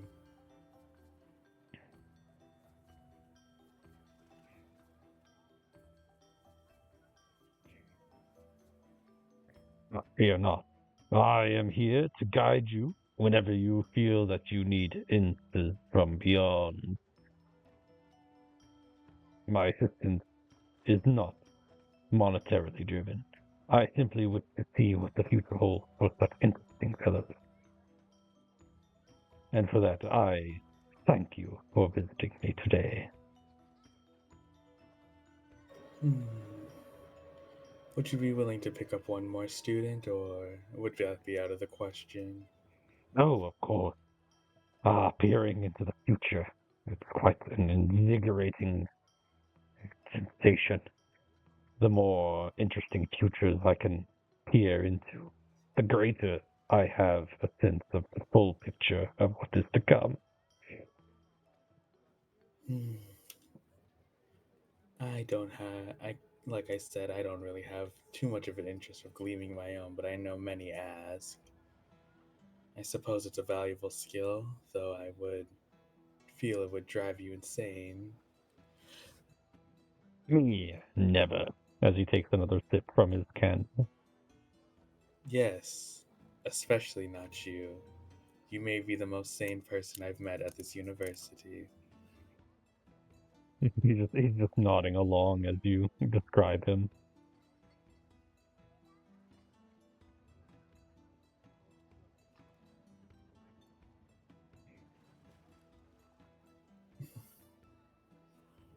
All right. Hello. With your cupid gleam, there's only one thing to do, which is to forward into the future. I have much to do, much to prepare. But I thank you all nonetheless for coming by. As he sort of swipes your candles off the table with a quick bat of his hand, with the candles going out on the floor. As he stands up to open his door to their office. I bid you all adieu. Roth will take a bow and walk out the door. I will follow. All right.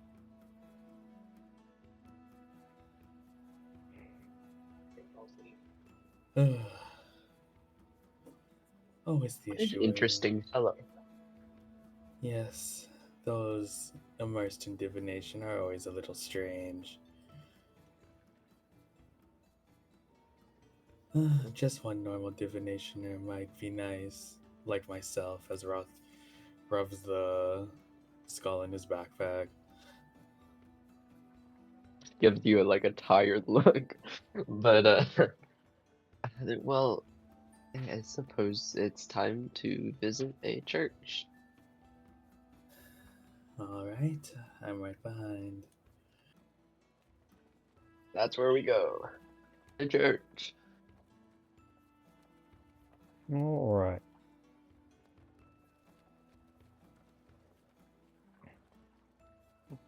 Here, back to the map. Okay. So, you make your way out of the Oakmont University, your fortunes having been told, and you decide to make your way over to the Blue Sea Church down in the Shells.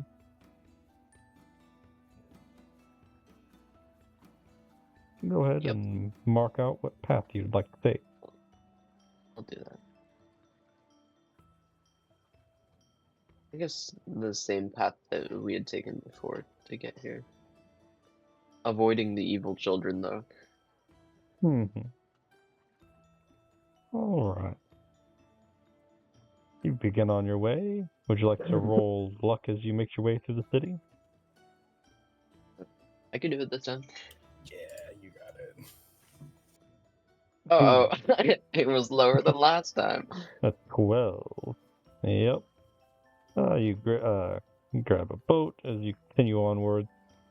As you turn down this way here, you see what appears to be an old factory building on the water, with behind it what appears to be a public park of some sort.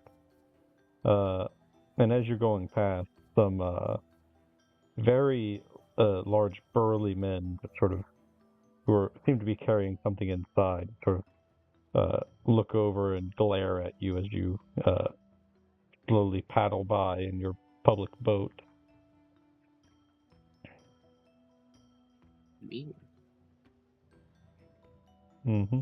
I assume you just keep to your own business. Yeah. Yep. I'll watch them out of the corner of my eye, but All right. otherwise they keep growing. All right. You decide to keep your eyes on the water as you pass by. Pretty uneventful. All right. As you make your way closer to the church. All right.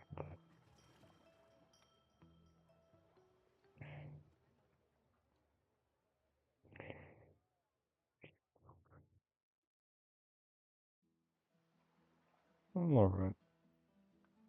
As you make your way down the street, you're eventually able to see the church down at the corner of this path. It seems that there's no service occurring at the moment, but you can see quite a few well-to-do, well, good-looking citizens sort of standing outside, discussing with one another, sort of gathered around the front area.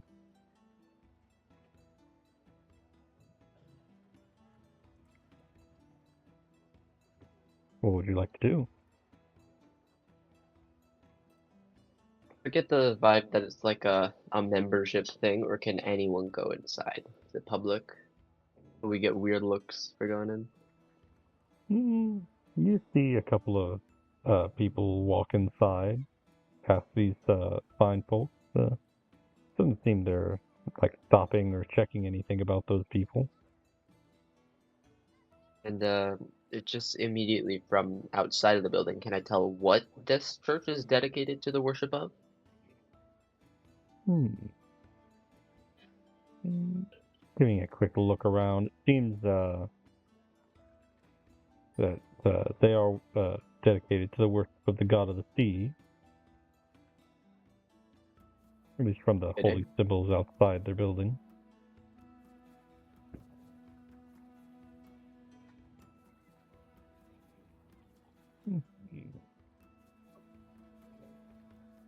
So, what would you like to do?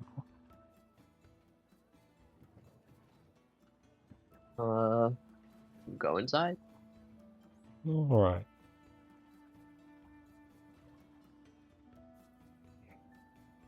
All right. Well, you sort of walk up, and the men sort of give you a nod and, oh, welcome, come on in, as you seem to be moving towards the door.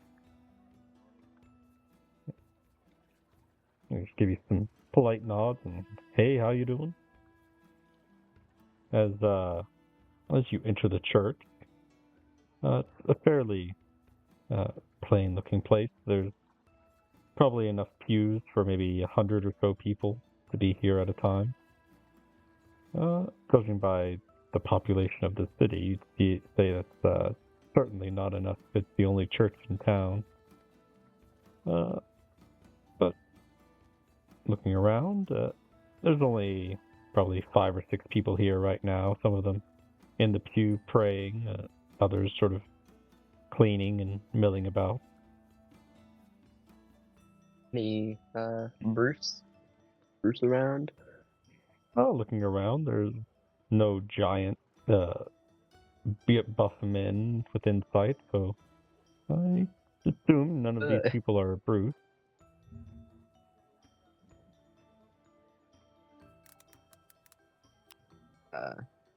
I guess we'll just hang out, mill about. I'll listen to any like conversations taking place. I'll specifically sit near like a crowd of people or something. Mm-hmm. Do I see any priests or anything? Looking around, you don't see a priest at the moment. What about someone standing off on their own? Well, there is one person who's sort of off to the side cleaning one of the windows.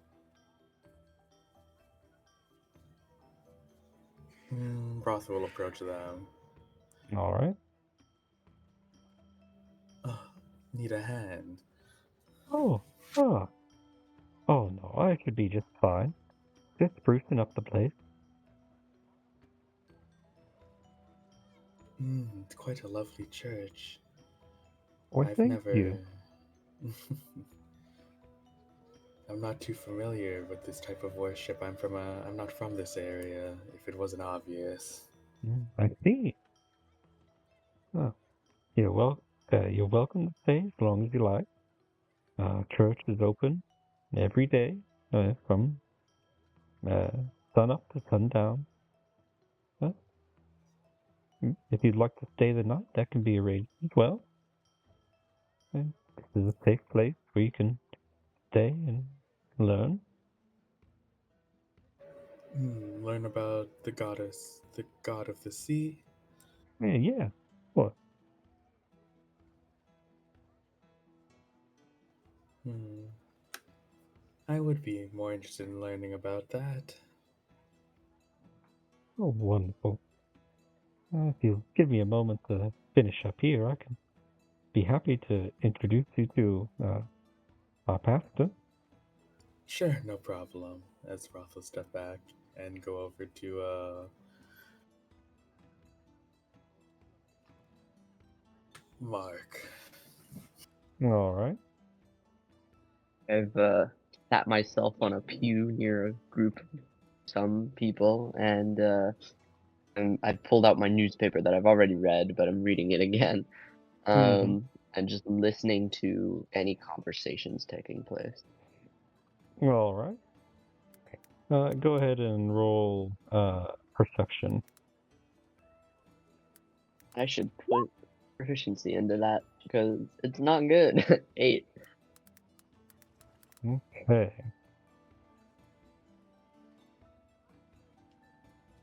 Let's see here. So you're only able to really pick up snippets, and you from what you do here, it seems someone somewhere has died, or someone somewhere, someone's wife has died, something like that. Yeah. Okay.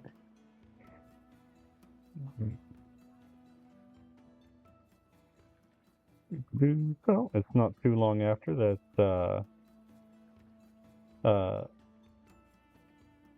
The person who was or the nice lady who was cleaning the windows, she finishes up and comes back over to you, Roth.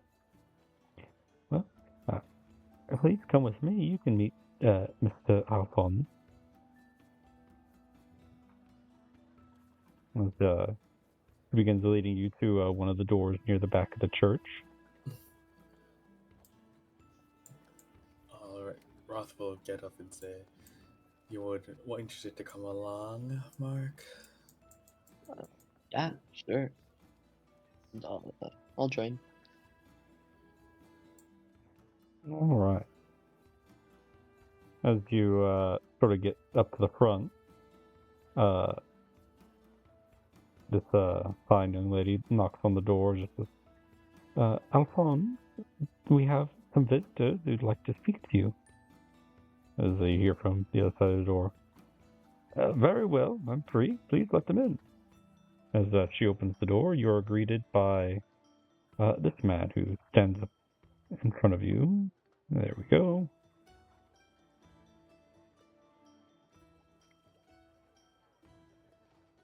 They're Throgmorton. They're all monkey people too. It's a conspiracy. Please come in. Come in.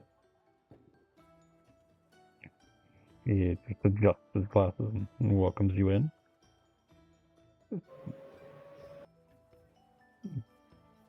Go inside. How can I help you all today? Oh, well, you see, we're just new in the area and trying to get a feel of the place. We figure that the church might be our best bet. I see. Well, our church is quite small. Many people here in the city don't follow religion, but we're always happy to have newcomers. What are your names?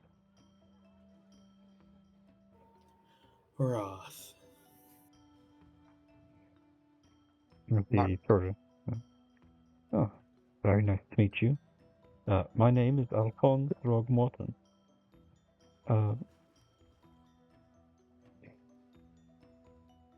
Is there anything in particular you would like to learn today? I have much free time today, though tomorrow may be much busier.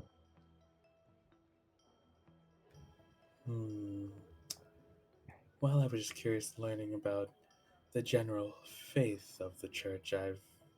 Where I come from, there's not much sea, so there isn't many that worship. I see. Yeah, well, the god of the sea, uh, to receive his blessing, many uh, blessings are very helpful, especially in such a rough sea as that found around Oakmont. Uh, Ideally, I'd like to inspire more and more fishers and people here in the city to follow the god of the sea, and ideally have less casualties out and about in the ocean. As of this year, we've already lost, uh, I'd say, 50 or so fishermen have died. Quite an awful thing. But those fishermen who have adopted the ways of the Blue Sea Church, always praying and asking for blessings out in the sea, so far we've only lost one, which is significantly above the rate for everywhere else in the city. Yes, the seas do seem quite lethal here. We were told on our arrival something about the water being denser, which is quite strange. Oh, yes, yes. But that which the sea god decides is who are we to question? All we can do is survive within the waters which he has wrought around us, asking for his protection and such. Hmm.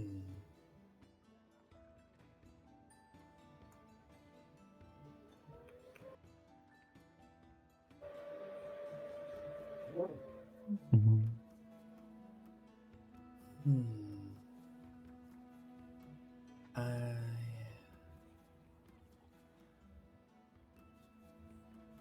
I would like to just hear some more about the church if you don't mind. Like I know they said it's open to all and to rest and to stay here. I hope we won't be needing that service soon as we have our own place, but it's good to know. Cool. Well, we have service every other day. You've called us on one of our non-service days, and that's why I was saying tomorrow would be quite a bit busier. Typically, we pray to the god of the sea.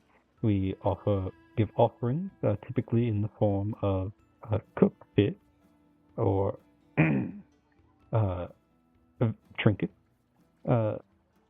Many of our members like to carve small idols or small trinkets, which are then offered, um, uh, to have hopefully gain blessings from the god of the sea. Outside of that, we do try to work in the community as much as possible, with small food drives to help those impacted by the flood. We also do take time to go out to many people's buildings and try to help improve their way of life, their surroundings. Uh, and unfortunately, it's led nowhere so far, but we hope to find some efficient way to drain the flooded streets, bring a bit of normalcy back to traversing our own town, and quite a bit of other charity work. Gives you a nod. Seems about done. would helping in these work for the community be an option for us? Or, well, for me. Hmm. He sort of looks you over. What sort of skills do you have? Many of those who help in the community can at least have a bit of carpentry knowledge or uh, other such skills that could aid those in our community. Hmm, I'm more of a performer, if you don't, Hmm. would probably be the best word for me. I see. So you're good with speaking with others? Yes, Hmm. speaking with others, telling stories, playing the piano and instruments like that. Hmm. Sounds quite lovely. Hmm. He begins to think for a bit.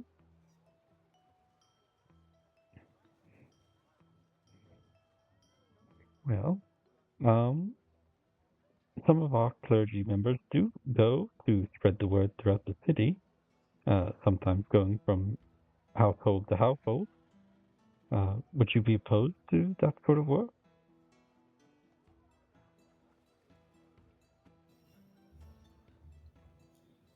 Roth kind of just stops a little jolted by the suggestion and then quickly recomposes and says, "Sure, I would love to do work like that." Wonderful. And what of you, Mr. Marr? Oh, my apologies. I have a question that might be a little uh offensive in a way. Um, I've Roth will shoot heard Mark a look. I've heard dreadful rumors upon coming here, of a man who used to go by the moniker the Mangler. Um, we've heard that he attends here. Yep. Um, You just watch I as just want to know. Alphonse's face just has a large frown come over it. As he, hmm. I actually want to do something while this is happening, while I'm saying these things. Hmm. First off, can I make any kind of check to determine if this guy's a magic user? Hmm. Uh, Probably, and I'll say you've been trying to discern that since you came in here. So go ahead and give me investigation and arcana. Both of those are good. Just kidding. Okay, I'm gonna add a smart token to the investigation, so make that a 14. Okay. All right. Okay. So upon looking around his room, you do notice some books on introductory magic and arcane knowledge. Uh, as you sort of look a bit further throughout his room, you do spot traces of what appears to be ingredients for either potions or magic spells. So the room is fairly neat, so you only spot like one or two.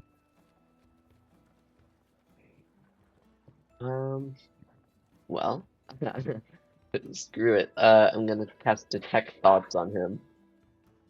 Okay. I'll do Subtle Spell to avoid any components that are annoying. Okay. I don't think it has any. Oh, yes, it does. A copper piece.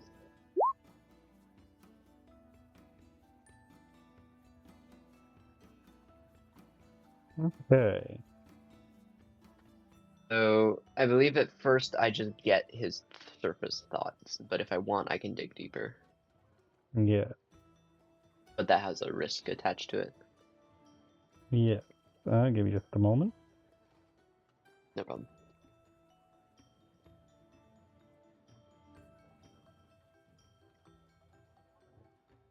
Okay.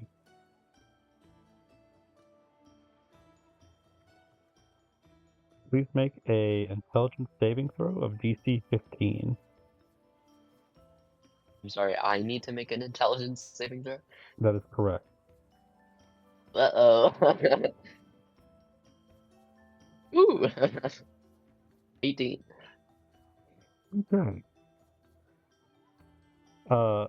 For a moment, Beat the horrors. yeah. See here.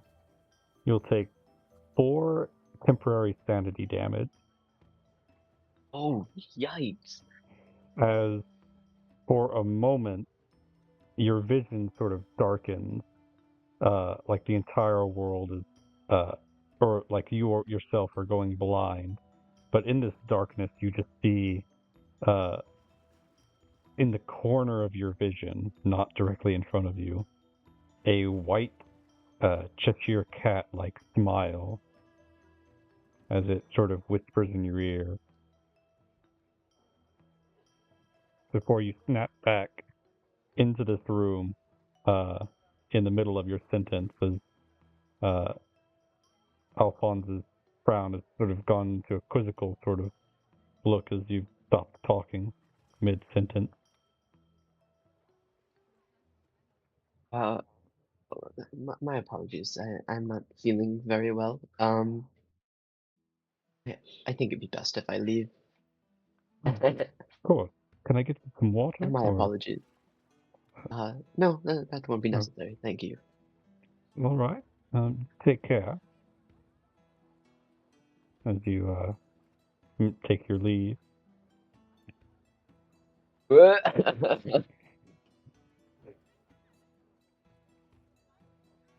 After seeing what happened with I mean, from your Mark Rothel. perspective, Mark just sort of stopped mid-sentence, and you see it sort of like pause for a moment before, We went really pale. yeah,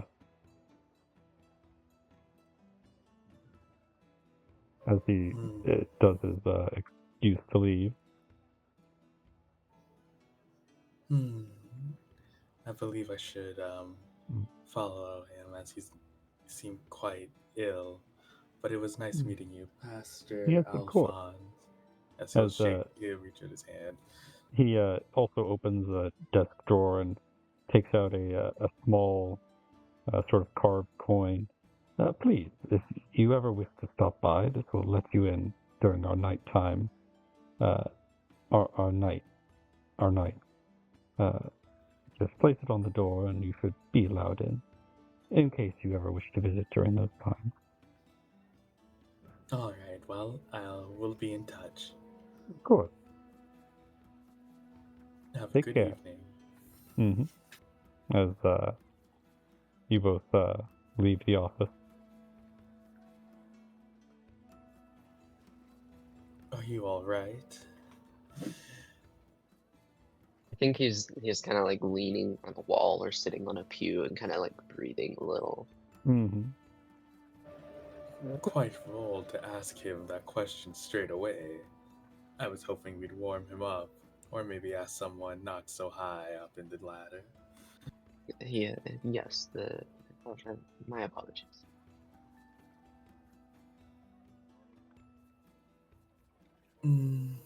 I mean, Well, we had no plan, so it's kind of whatever. But how are you feeling? If you like, we could return home.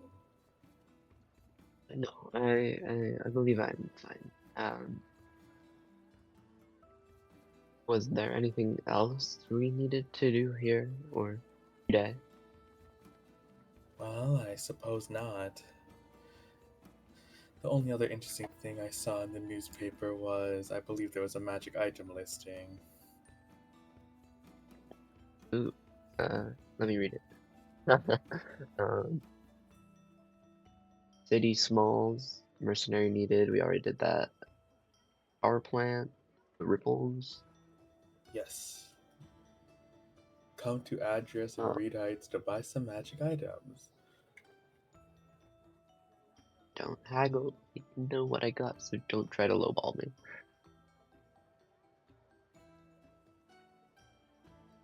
Alright, if you want to check that out, I'm fine with that. Alright.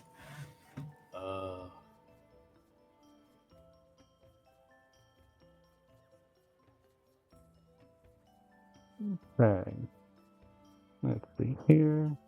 I'll mark out the house that was listed in the letter, or in the newspaper.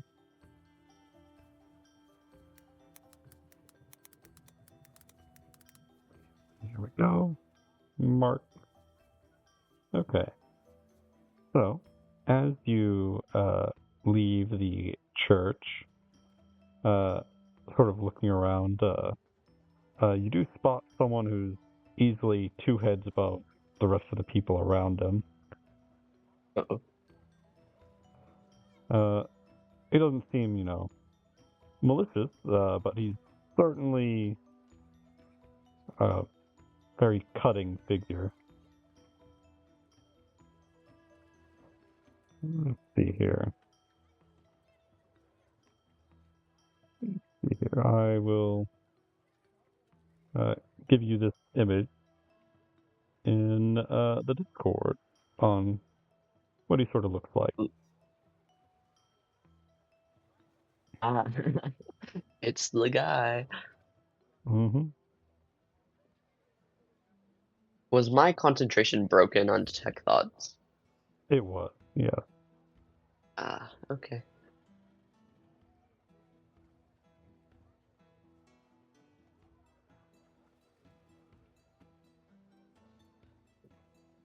Don't look at him and leave.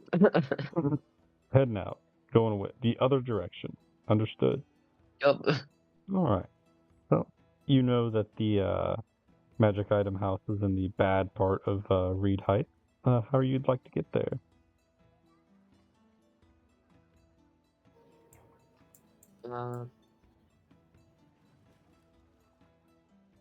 Let's see, where are we? We're right there. Go down the same main waterway for a bit, Mm-hmm. past the library again. And kind of like that. All right. You can roll luck as you begin making your way there. You want to do it this time? Yours was got higher you. than mine. Whoa! All right. High and low today. That's crazy. Yeah. A very lucky roll. So, as you make your way up towards Reed Heights, when you eventually do pull your boat in, you watch as someone sort of stumbles over towards you and just, "Hey, man, hey, you should try some of it's really nice. It's yours." As he just hands you a bag. Good day. Yeah, goodbye. Yeah. As he falls onto the ground and just starts snoring. Okay. What's in the bag? You look in the bag, and it seems to be 2 what appear to be potions, as well as a vial attached to a needle of some sort. Don't like that second one, but the potions are good. Yeah, I mean, they don't look like healing potions, but they're potions of some sort. Roth would look at the needle and say, I'm more of a smoker myself. All right. So as you begin making your way past all the sleeping bums of this part of the city, you eventually make your way up to what appears to be a normal old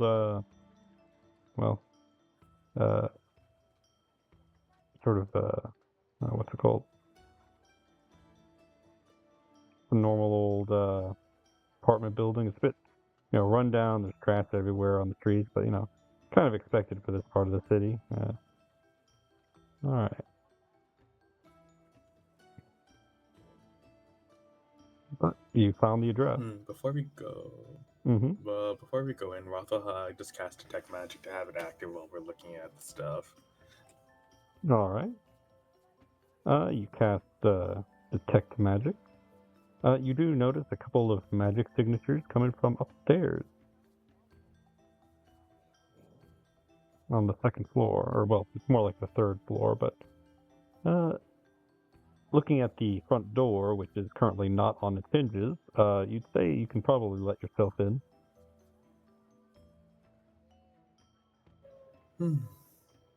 Roth will stick his head through the open door and say, "Hello, we saw your posting in the newspaper. I hope we're not too late and there's still some good magic items left." Upon looking in, you can see that the first and second floors have collapsed inside this building, but there is a rope hanging from the third floor that goes all the way down, and it's in this front sort of foyer with all the other rubble.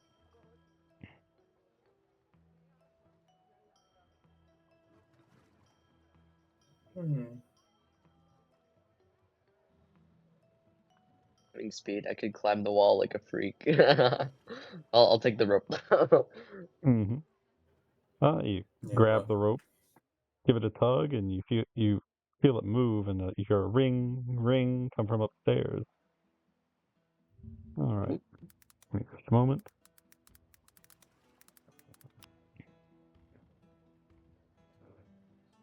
So, with your detect magic, you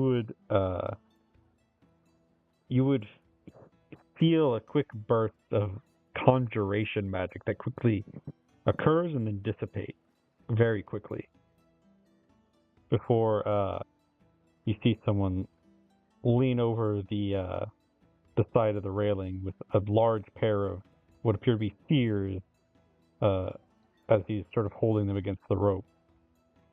What do you want? oh, we're just here for the posting. Magic items, of course. He sort of looks you guys over. All right. You can come on up as he pulls the shears away from the rope. Just gotta climb up. As he sort of leans over. Keeps all the hobos out, you know. Understandable. I'll climb the rope. As you're climbing, you're just like, yeah, it's really tough for them to, climb when they're high all the time. And if they're not high, then, I can just cut them down. I see. Mm-hmm. As you climb up to the top of the rope, he's got quite the setup up here, as he's got like a lounging chair, which he has the sort of leg rest kicked out on. He's just lounging back with his shears. Alrighty, so magic items. Yes, we got a bit of a selection for you. Wonderful things. But first, you guys got money, right? As he's sort of pointing at both of you. Roth will just jingle his coin purse. Good. Alright. Okay. So Roth and Mark, you guys make your way up here. As he takes out a small bag, and he reaches his hand in it. His hand reaches pretty far in, like further than the bag would physically go deep. So the what's the magic type for bags of holding?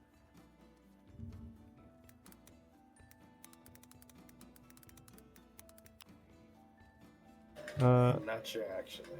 Yeah, anyways, you would feel that type of magic radiating off the bag. As he pulls out what appears to be a little badge, a little pin. It's in the shape of what appears to be a bat. He pulls it out.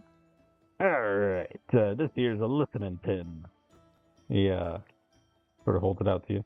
All you gotta do is poke yourself with the needle part, and then you can hear anything that this badge hears. Got no range limit. You can just slap it somewhere. It's nice and small, nice and concealable. It's a real useful trinket. as he nods his head. 50 gold pieces.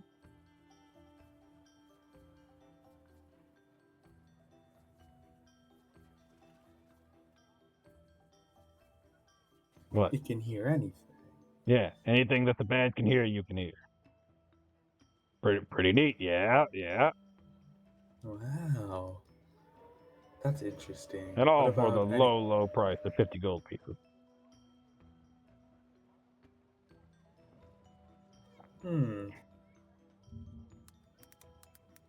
any other options? He sort of like gives you a little frown, is just like, sure. But you are able to it is a magical item from your detect magic. Transmutation, I believe. As he takes the pin and just sort of puts it back in the bag. All right, next up. As he sort of rifles around, pulls an item out as it sort of gets stuck. As he pulls out a really long fork.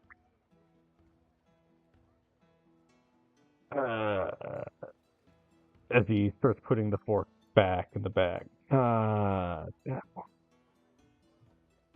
As he is rifling around again. It's someone in here and pulls out a small jar. This jar seems to contain quite a bit of dust. Alrighty. Right here we got our dust of, dust of fallen. He, sort of describes this dust as, you place it on something, and then, you can determine wherever that dust is using the needle on top of the cap of the bottle.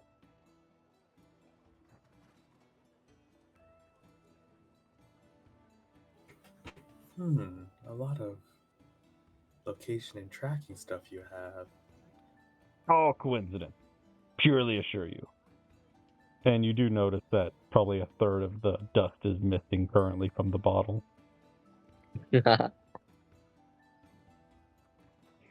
Was the needles that are on these devices, is that the same as the needle that we got in the bag? You mean the needle on your glove device? No, the needle in the bag that the hobo gave us. Oh no, it's like a compass needle on top of the bottle. Okay, I see. Mm-hmm. The bag that the drug person gave you is like a drug needle. Anyways. Yeah. He let's hold out his hand. Now this is quite the interesting item, so I would say it's easily worth 100 gold pieces.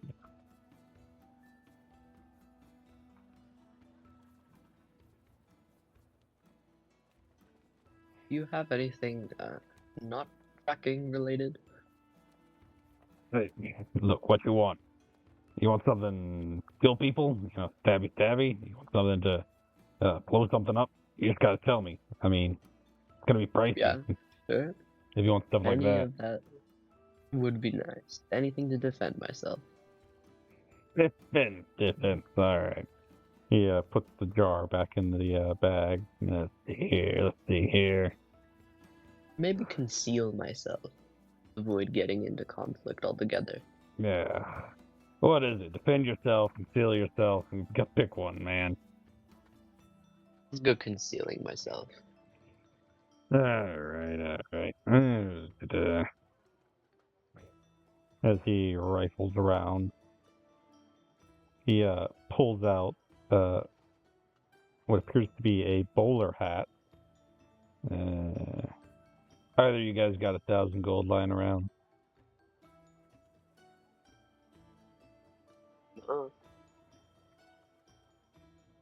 What do you say? No, I think we do like have 1,000 like all together, but I don't know. What is it? This here is quite the interesting item. See, you put it on your head, and no one from any of the big families can see you. walking around. You as in invisibility or protection from divination? As in, you could walk up, flap them, and they think it's the wind, kind of thing. Interesting. Yeah.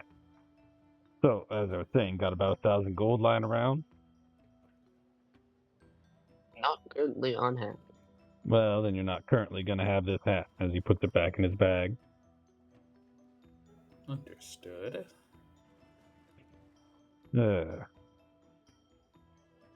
Let's see. He goes digging again. What about you, Mr. Purple Man?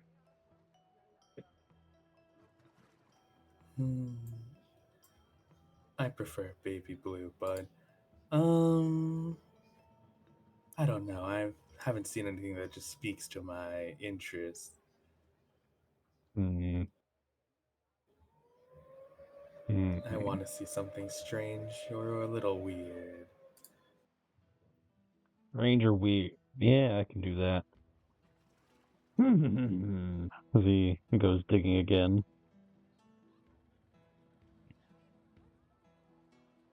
All right. How about this little joy?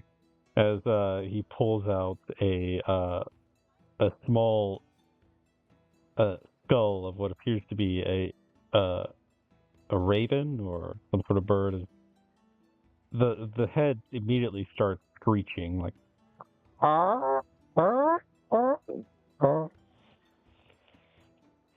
as after about 30 seconds it stops screeching. All right, this little magic item, it when held by anyone, it screams in accordance with how many people they've killed.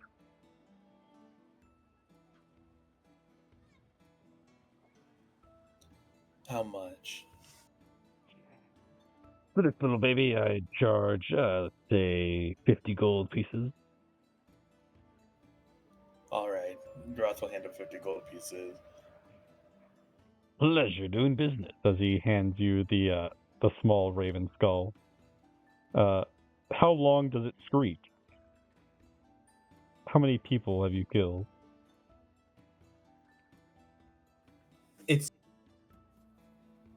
Hold on, it screeches for person killed, right? Yep. I'd say it screeches like a nice 12 times. Oh my Mhm. god. Mm-hmm. Well, it's for that it screeches for like 12 seconds. Yeah. And the guy who's been selling this stuff to you, his screeched for like a solid 30 seconds. Roth will just look at Mark and just think, well, could it... See, it's not that bad. And he'll hand out the skull for him to hold. Yeah. For Mark to hold. Mark to hold? Dang, putting me on the spot. I'd say it doesn't screech at all. Alright. Well, look, goody two shoes.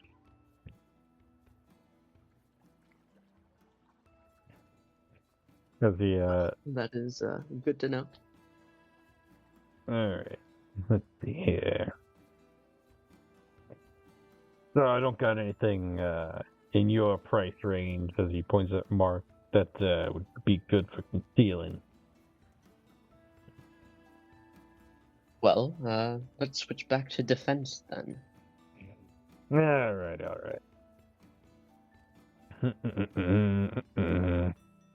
As he goes digging through his bag of trinkets once again. Alrighty. How about if he pulls out a length of what appears to be steel wire, about 10 feet long. Alrighty. This is pretty good. Pretty simple. You lay it across the door. If someone touches it, it will cut through them. Or at least try to. You know, it'll wrap around them, start cutting them up. Good for, if you need to secure a door or something. Protect yourself that way. I'm interested. How much? 100 gold pieces. I'll look at Raw. It might be a welcome addition for our apartment. An apartment, you say? Where might that be? Oh, well, The wouldn't you like to shells. know? I don't know too many people who'd need something like this for down in the cells. Well, we are new to town and quite paranoid, especially with that murder on the loose. Yeah.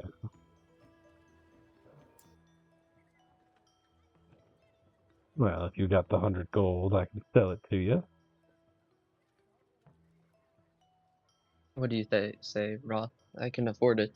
Do we need it? Better safe than sorry. All right, I'll take out 100 gold. Doing Pop it in his business hand. with you as he hands you the 10 feet of wire. Yeah, just to make sure that, well, the way you are, he stops himself midway saying the word arm. The way you activate it is to say the word ARM. And if you want to deactivate it, you just say disarm. Thank you. Yeah. Don't want to be cutting up my new, lovely customers. Alright. Anything else I can do for you?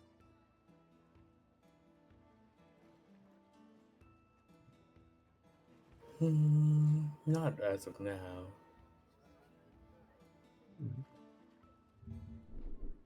Alright. Well,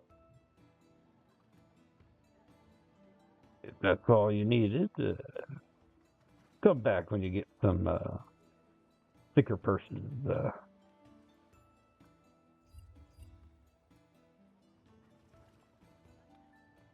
Alright. We'll leave.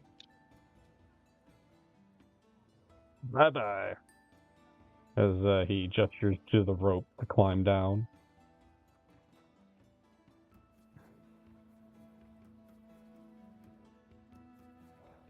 So you guys climb on back down? Yep. Alright. At the bottom, you've got two dudes sort of peering into the room. What'd you get? What'd you get from him? You got something? Roth will look them over. Are they just what do they look like? Well, one guy is drooling, and the other guy is, like, keeps asking what you got. What'd you get? Roth will take this syringe he got from the other homeless man out of his bag. This, want it? The drooling guy is like, Well,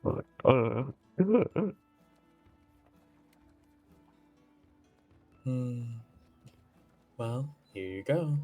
And he'll just hand it over. Which one do you hand it to? The one that's drooling. Well, actually, which one of them looks like they want it more? They both look like they want it. Please. Making them fight over it. This is cruel.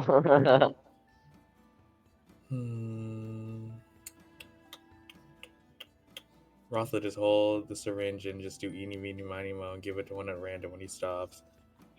Alright. You eventually land on the one who's not drooling. Mhm. You look like you deserve it, and he'll just hand it to him. The drooling guy immediately takes a swing on him. As Well, yep. Roth will just walk off. Yep, as they're fighting in front of this house.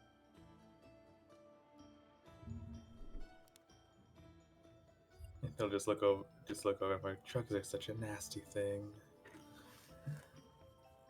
And yeah, I would have to agree.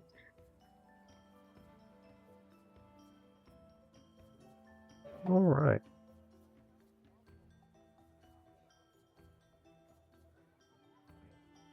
As you Back leave the home, house. perhaps.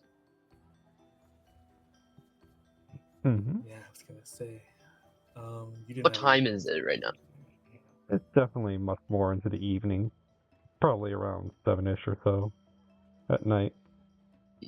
Yeah, we haven't been home all day. We should check out if any more hobos have inhabited it.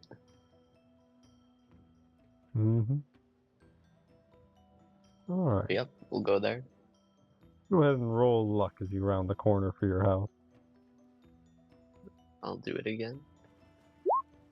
Okay. Whoa, another high roll. Dude, with 2 low rolls and 2 high rolls. That's crazy. Mm-hmm. Yep. Oh, let's see here.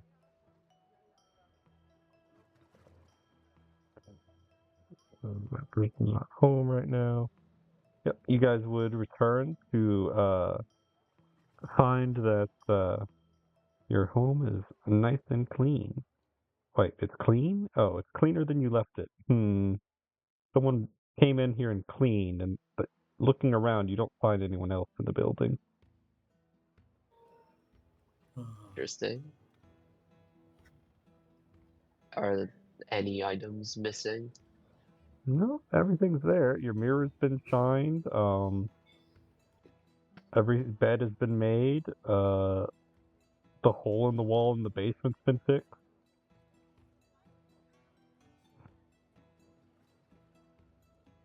Isn't that the hole that has a dead body in it? Oh no, the dead body's beneath the floorboard. The hole in the wall is from checking to see if there was a gap between the wall and the actual ground, which there is. Right. Alright. Yeah. Okay. I guess, well,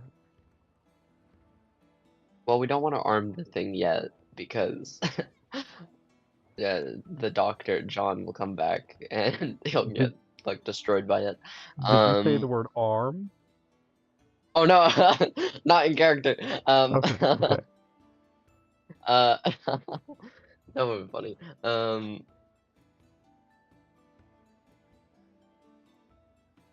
don't know. What do you want to do, Raw?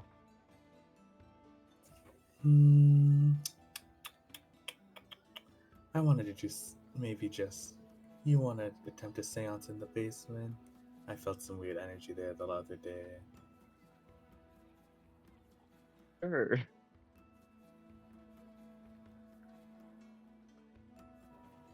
All Okay. right. Well, you guys You're gonna make your have way to, into the basement. lead me through this. I'm not the most spiritually inclined. Also, just begin taking things out of his room upstairs and setting it around, like some Okay. salt, a book, and some paper. Mm-hmm. All right. Now, downstairs, the lights are pretty bright down here. Are you gonna maybe turn some off to set the mood? Yeah, he'll probably just turn off all the lights and just bring a candle. Yeah. I mean, trying to use the light switch on the wall doesn't actually turn the lights off. Oh yeah, that's right. I forgot. Yeah. So I He'll do assume it you as just much as he can. go around and undo the light bulb. Yeah, I guess that's the best he can do. Mm-hmm. All right. Light bulb undone. What would you like to do next? He'll just say to gosh, um, Mark, all right, just sit right here, and he'll start doing a circle of salt around the both of them. All right. Okay. This is so the spirits can't get in and, do something unpleasant. Mm-hmm. I'd hate for any unpleasant things to befall us. And now he'll place a journal on the ground and hold on to a pen. Oh. And now he'll Uh, start reciting. hold on. As you as you make a circle of salt, As soon as you finish, you hear a sort of sliding sound. Like it's very brief, but when you turn around, the circle of salt has been broken. As like almost like a string has been cut and then have the end moved in different directions. Kind of draw it out. It kind of looks like There was an audible sliding yeah. sound. Yeah, it's like your circle has become like this when you weren't looking. Is that normal? No. Roth will just try and fix the circle. Mm-hmm. And upon trying to fix it, you hear another and see that it's been broken elsewhere in the same sort of style. I'll try to fix it this time. You give it a try, and again, this time, Roth, you see it as the salt itself, not the floor, not anything else, moves to form in this sort of pattern, breaking the circle. Does the pattern seem recognizable, or is it just an attempt to break the circle? Seems like it's just breaking the circle every time.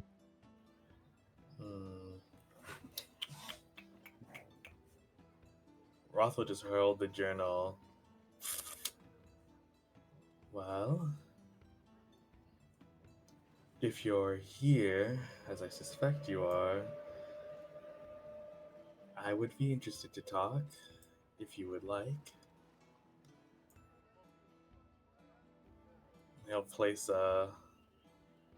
he'll just say, while the circle's compromised, it might be best if you just stay there. And Roth will just step outside the circle. All right. Okay.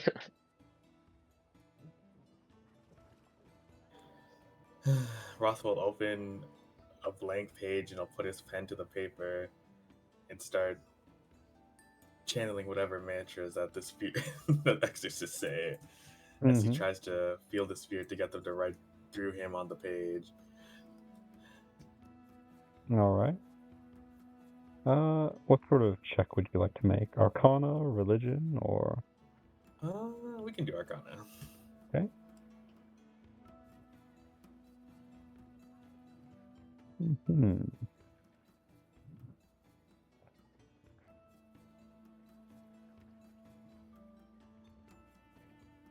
Okay. Let's roll a quick luck for you. Okay. I just die on the ground. Instant brain hemorrhage. All right. So as you place your pen to paper, the candle light from which you're performing the seance. See here.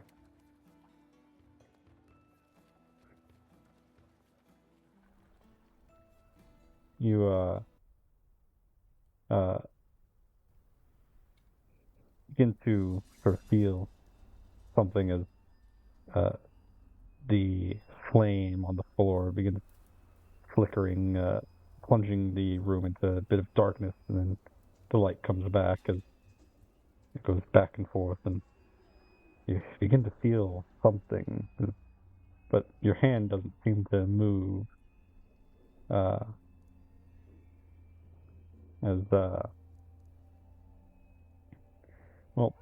The darkness of this room seems to be encroaching on your candle. The corners of this room seem to get ever so slightly darker as the flames of the candle don't really reach out and make those areas light again. As it slowly, sort of, this circle of darkness gets closer and closer. Would you guys like to do anything? Roth holds strong in an attempt to reach out. Is this a bad thing?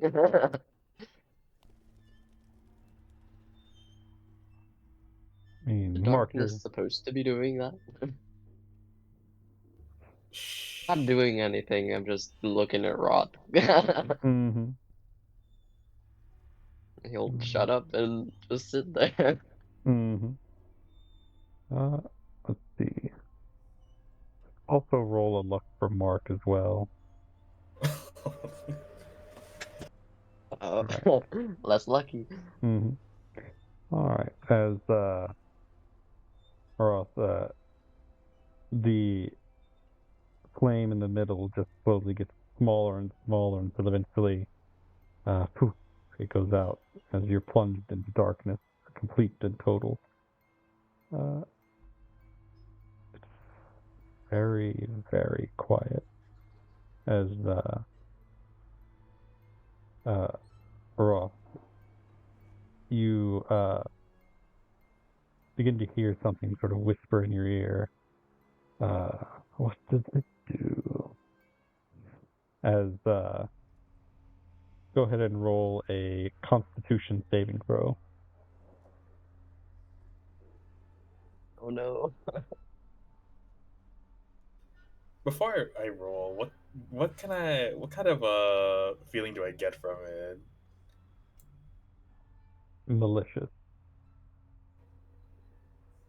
Okay, yeah, then I'll roll. All right. Ooh.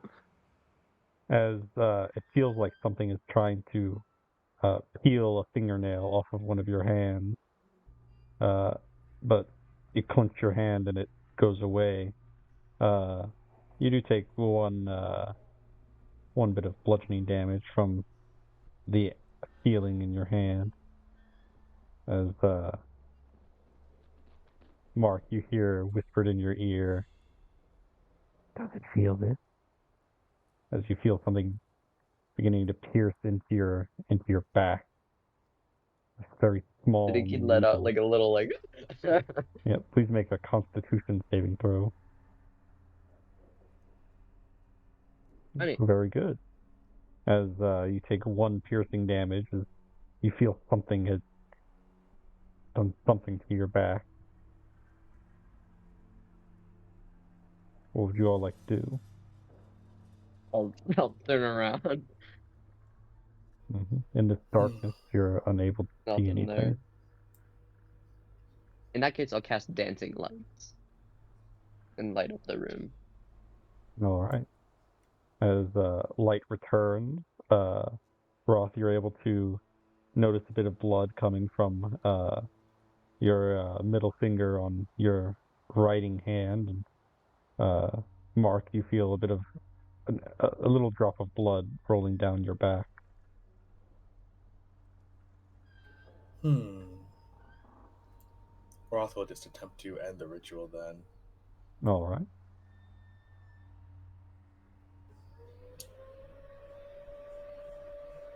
Do I roll or? No, you decide to end the ritual, and so it ends. Hmm. Much more ferocious than I initially thought. Interesting. Does this mean our basement is cursed? It's gonna take a little bit more. We do have some malicious presence. Perhaps a poltergeist. Hmm. I need to go through the Maybe records. they're the one that cleaned the house. Feels like wishful thinking. If it's so malicious to harm us so minorly. More like wait, I thought it was just some random hobo. Well, that was interesting, and I don't think I want to participate in that ever again. I am going to go take a nap, and I'll return to my chambers and I guess end the day. I don't have anything else that I want to do. Do you keep the lights on? Uh, yeah. All right. So in the main room where Roth is, do you put the light bulb back in the ceiling? Yes, you will, just for Mark's comfort. and he'll Mm-hmm. go to the main level and just sit in a chair, probably writing or fixing up some things while he just takes a rest. All right. Okay. So you guys get your long rest. Uh, for those of you who lost a lot of sanity, you regain 3 sanity every long rest.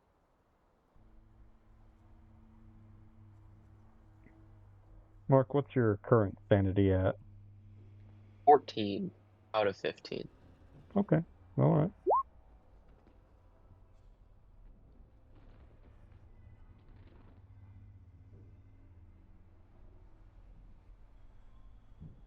Mm-hmm.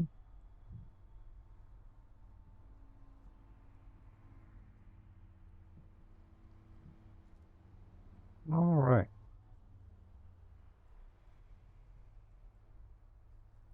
I should probably click the long rest button. There we go. Yep. And so through your long rest, nothing of great concern occurs. You finish your long rest without any worries. And John does not return by nightfall. Right. A little concerning, but he is an adult.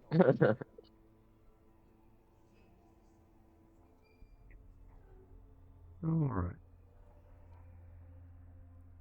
So next day arrives. What would you all like to do? Can you bring back the map? Mm-hmm.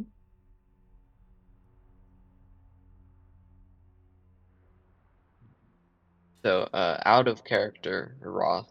Um, Something I really want to do is take that book, that dang book from the freaky guy. Oh, from him, the main guy from the city. I mean, I have Yeah. to go there for the record, so that's perhaps something Roth was going to suggest anyway. All right, you want to do that? Sure. Let's go. All right. Wait, you're talking about the guy with the eye bags, right? Uh, When we first entered it's town, it's or yeah, it was the okay. creepy guy who was like all robotic. He literally walked over the body and took all of her names down in a book that had divination magic in it. Mm-hmm. Mr. Corbin. Okay. Yes. All right. By the Also, way, is Mr. Corbin a monkey man? he is not. Okay. Is he a Yeah. Throgmorton? So you have his full name. It's Corbin Branwyn. Okay. Bronwyn. Mm-hmm. Oh, there he is. I was looking in the list of all the NPCs, but I couldn't find him. I'm just blind. Mm-hmm. Mm-hmm. Yep. All right. And he's always in Grimhaven Bay. That's where he works. Well, you remember that he said he has lots of jobs. He's been to you guys' house before delivering Right. stuff. He's the one who gave you guys the newspaper as part of the Oh, new housing development deal. speaking of, is Right. there any newspaper today? Oh, there is no newspaper today. It seems this town does weekly newspapers. Okay. We will head to the office then. All right. Uh, Plotting a path. I have to remember where all the weird barriers are. Yeah. I'll find some way to draw them out for you at some point. Man, I had it on instant and not linger. That sucks. Draw it all over again. Mm-hmm. Mm-hmm. All right.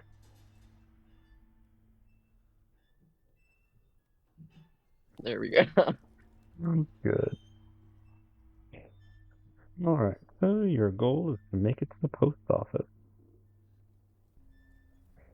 You step on outside the house. I assume you just turn around and lock up what you can as you Yep. begin trekking your way there. Would you guys like to roll for your luck on traversing the city? I did it last. You can go. Alright. Middle of the Middle of the road. road. Yeah. So it's a pretty uneventful trip down to Grimhaven Bay.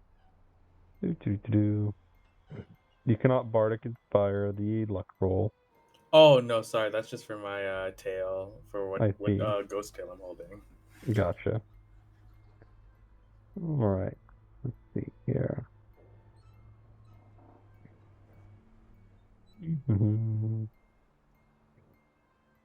You do discover a new building right here as you pass by. It seems to be not the hotel. It's a We're mapping out the whole city this session. the Blarkfish Bar. Seems quite a few fish folk congregate here. Even though it's early in the morning, there's a couple out there drinking already. Perhaps it's their day off.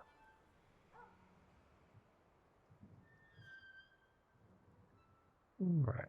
As you continue onwards and eventually make your way back to the post office. All right.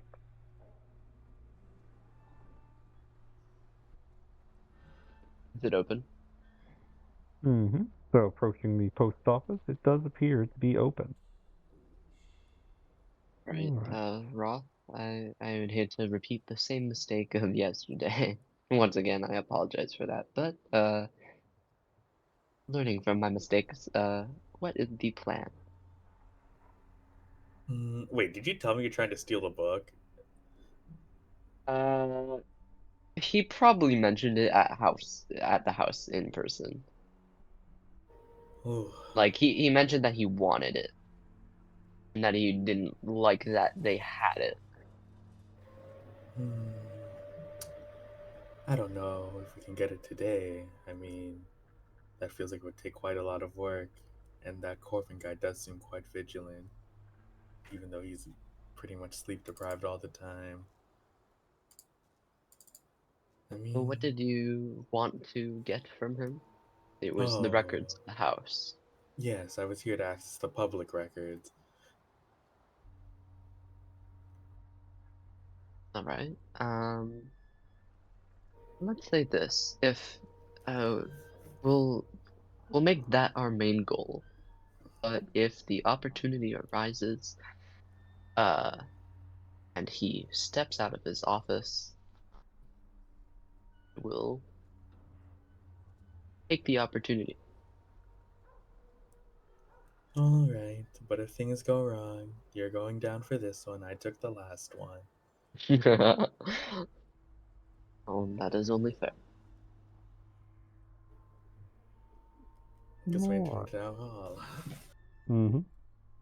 So, just a quick question. Are you currently wearing the divination gloves? Yeah, I don't think I've taken it off. Okay. So, you guys walk on into the post office. All right. Looking around, it's a fairly uneventful morning. The person behind the desk just gives you a quick wave of, hey, what's up?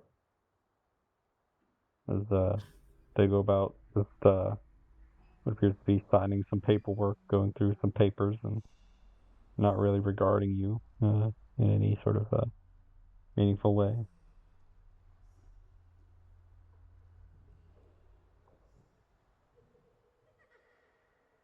Many other people here. There's like one old lady off in the corner seems to be trying to write a note or something. The Why doors are did I just closing. hear evil laughter in the soundtrack? Don't worry about it. What was that? Here, let me put on the I nice heard. fun music again. There you go. You get the sound of the Okay. dock. Don't worry about the ominous laughter. It had nothing to do with the events last night. Anyways, That's the -1 sanity. notice the laughter, -1 sanity. Corbin's office is currently closed, and what would you like to do? Yeah, So- isn't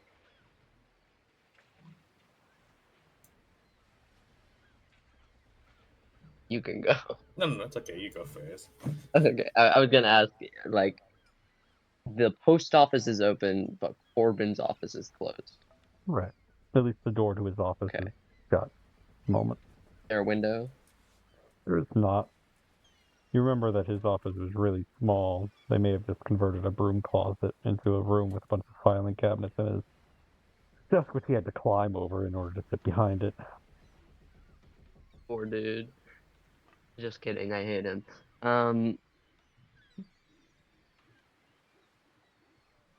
I guess I'll knock on the door. All right. You wander over, give it a quick knock knock, and no response. The person from behind the desk that sort of looks up, just ignores you, goes back to his work.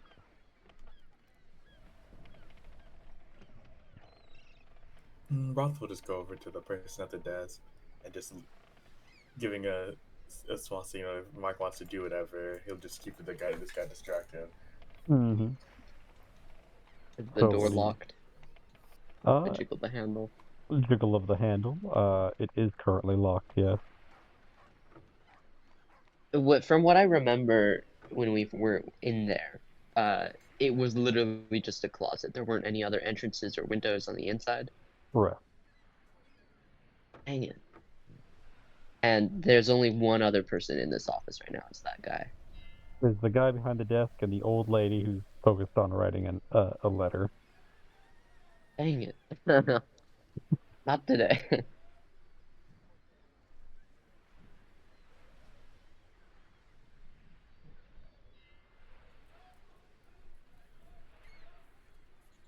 Oh, Roth, how are you keeping this guy distracted?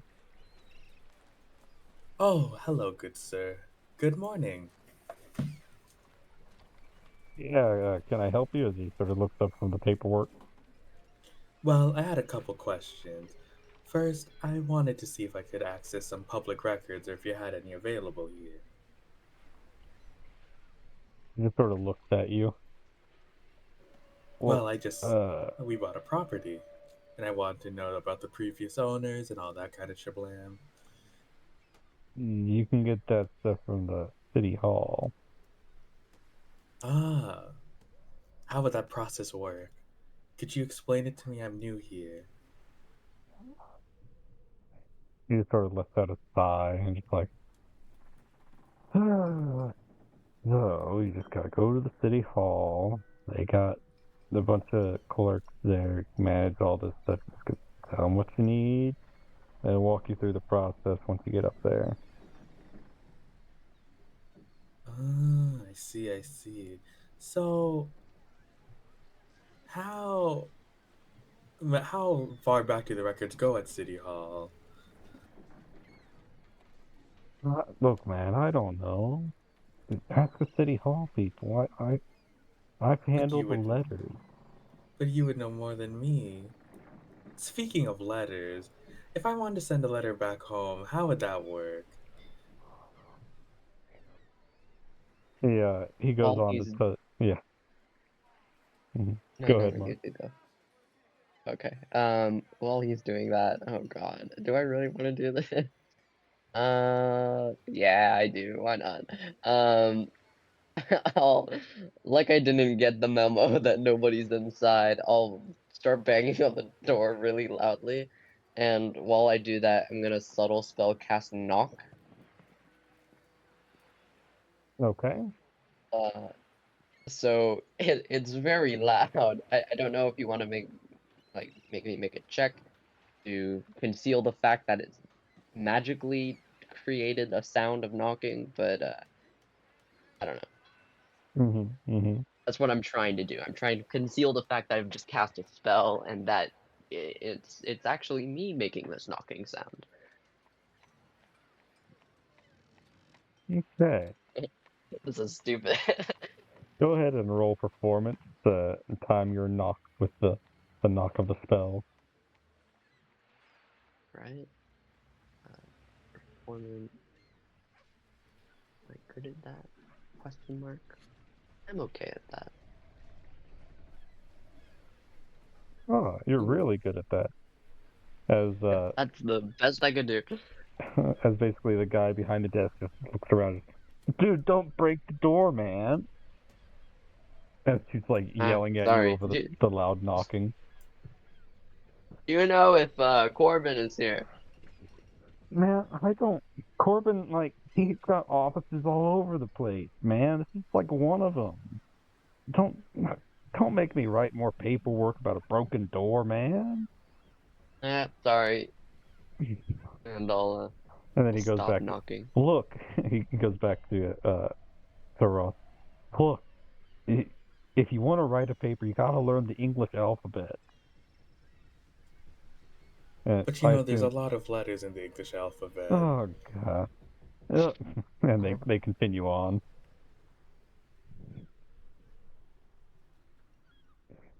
All right, Mark, back to you. As Um, the man is still uh, distracted. and the woman in the room, has she left yet? Uh, Looking Does she work around, here or is she writing a letter? she's writing a letter. She seems to be deaf because she didn't even turn her head to look at you when you started knocking real loud. She's not looking at me. Mm-hmm. Okay. Uh, how large is this room? It's probably like 20 feet long, like 10 feet wide, long enough that you can get a decently sized uh line going if it's a busy day. All right, I'm going to walk out of the building. Mm-hmm. While I'm out of sight of the people in the building, I'm going to cast invisibility on myself. Okay. And then I will walk back into the building. And but before I do any of this, would you consider opening a door an action that breaks invisibility? I'd say probably not. Okay, good. In that case, I want to open the door as little as I could, like possibly could, like making it look like it just opened on its own, like by the wind, and go inside. All right. Give me another performance as you make it the door open from the wind. It was just the Exact wind. same roll. That's crazy. Must have been the wind. 219. Yeah. At this point, Um. the man behind the desk has devolved to writing out the letters for you to look at. Ross. Hmm. But why do they say sometimes why? Mm. This man is not Is it a paid enough. vowel? Is it a consonant? Mm-hmm. All right. As you sneakily get into the room. All Corbin is right. not inside. He is not. Good. And looking Um. around, there's quite a few papers on his desk. The uh, multiple filing cabinets are currently closed. What would you like to do? Well, first up, I just cast. Well, actually, no, I'm not going to do that yet. That'll break invisibility. I'll just look around the room for that one book that I'm looking for. Roll investigation. Please, please, no. Okay, I'm gonna use a smart token just to make that at least a 12. Okay. Looking under a couple of papers, you are able to locate the book. All right. The book. Yeah. If I open it, what is in it? So you're opening the book? Yeah. Yeah. Do I want to do that? Yeah, why not? I've already done so many stupid things right now. I'll open the book, just take a peek inside and make sure it's the right thing. All right. Um, So you begin opening up the book. Please roll. Give me just a moment. Oh no. Please roll a charisma saving throw, DC 18. Jeez. I'm done for. Oh no.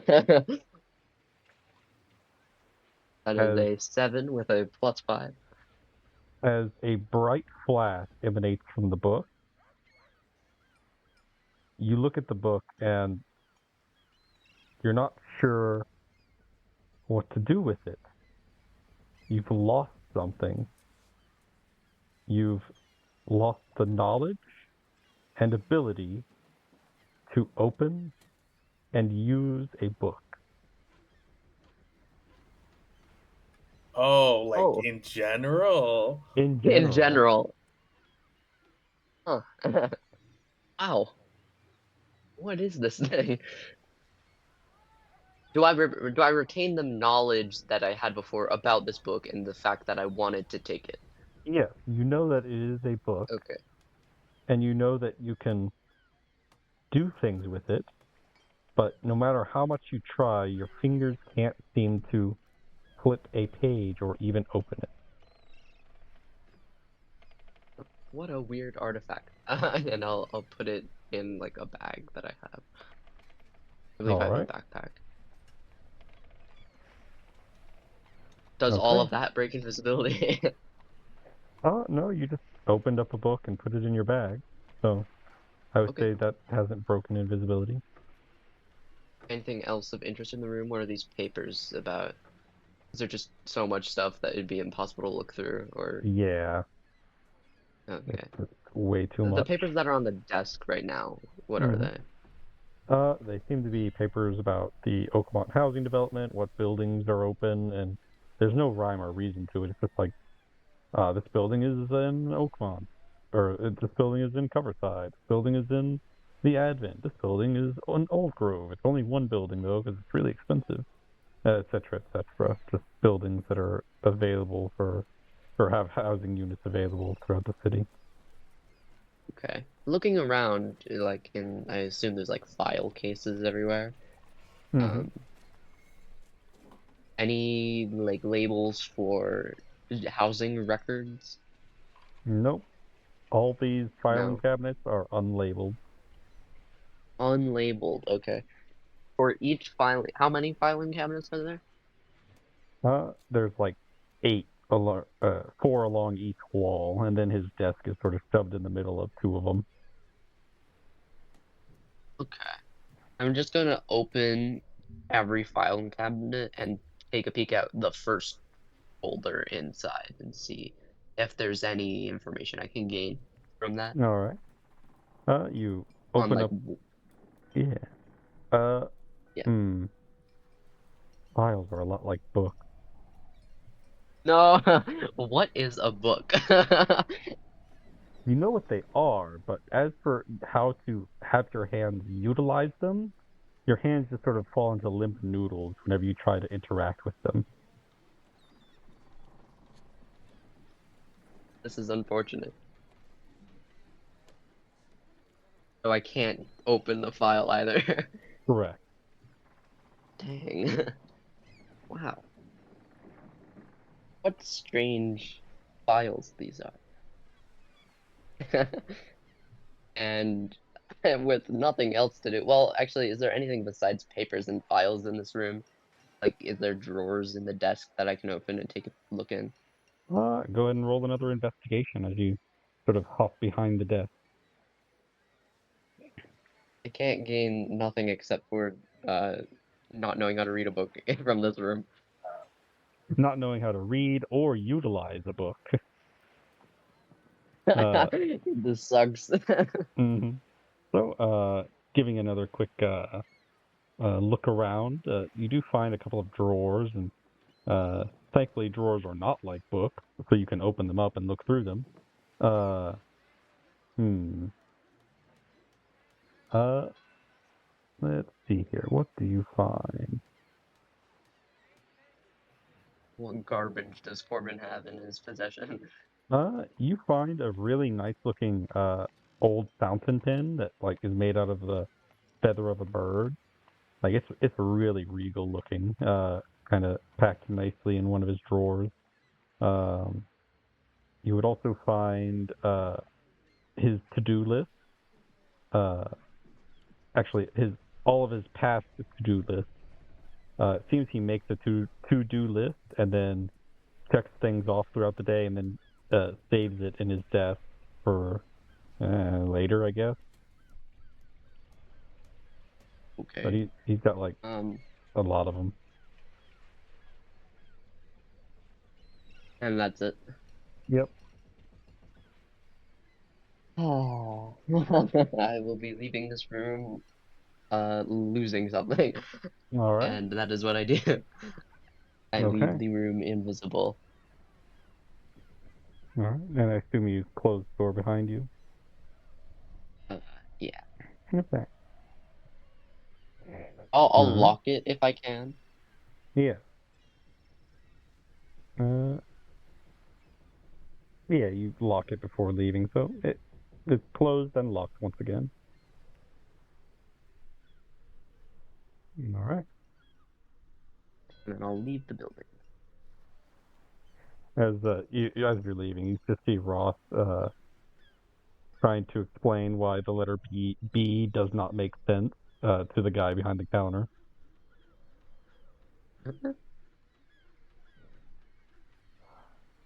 All right. Hmm. And when I'm in I'll find some like alleyway or behind a box, and I'll drop invisibility, Mm-hmm. and I'll peek back into the building and say, Roth, we should probably be going. But this man, you know what? You service workers don't get paid enough. Thank you very much. He just gives you a nod, doesn't even reply. I'll remember. Y is a very important consonant. Thank you. Mhm. He just sighs as you walk off. Real quick, a clarification. Am I aware that the book did this to me? Oh yeah, you remember the flash and the book closing, and now you can't do things with the book. Okay. Um, hopefully to Roth as we're walking away. I think we should head to our apartment. I need a little bit of help. All right. What happened? Did you get what you wanted? Yes, and I lost something as well. Oh dear. But we'll get into that when we are in private. All right. And yeah, we'll head back to the privacy of our abode. All right.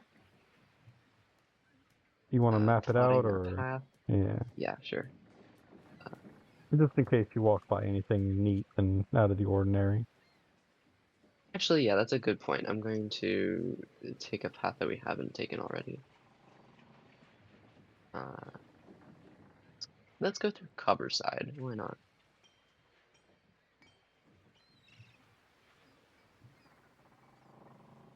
What is this area right here? Oh, you remember going by it before? That was seemed to be a park of some sort. Okay, go past it. And there's a wall there, I remember. Mm-hmm. Okay. All right. Sounds good. All right. So you begin making your way out, past what you assume is the fish processing plant. There's, I mean, fishermen and the odd smell coming from the place. Surely it's a fish processing plant. You keep making your way up this way. Would you guys Fish, like to quote unquote. roll? Yeah. Would you like to roll luck as you're making your way through the city? I'll do it next. Oh. Aye, aye, aye. Oh Ah, no. we die instantly. Mm-hmm. No, not that bad. Let's see. Simultaneous heart attack. See, that's going through cover side. Let's see. As you're making your way through here, uh, you do see some police officers, and they just sort of like uh look very suspicious as you make your way by, but they don't like stop you or anything. Let's see. As you get up to this point, you notice a very extravagant-looking mansion off to your right. You can only presume it is owned by the Throgmortons, as facing the canal side is a large statue of a gorilla man holding up the world. Oh. Very narcissistic. Another police station.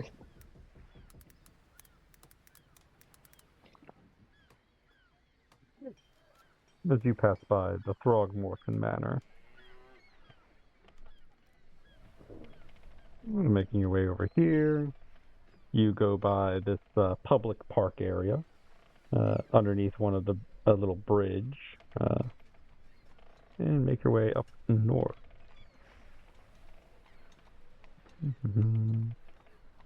Yep. Until you're eventually able to make it back home, where there is a hobo staring into your window.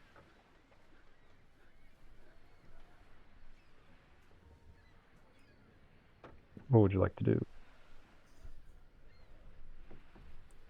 Dude, get.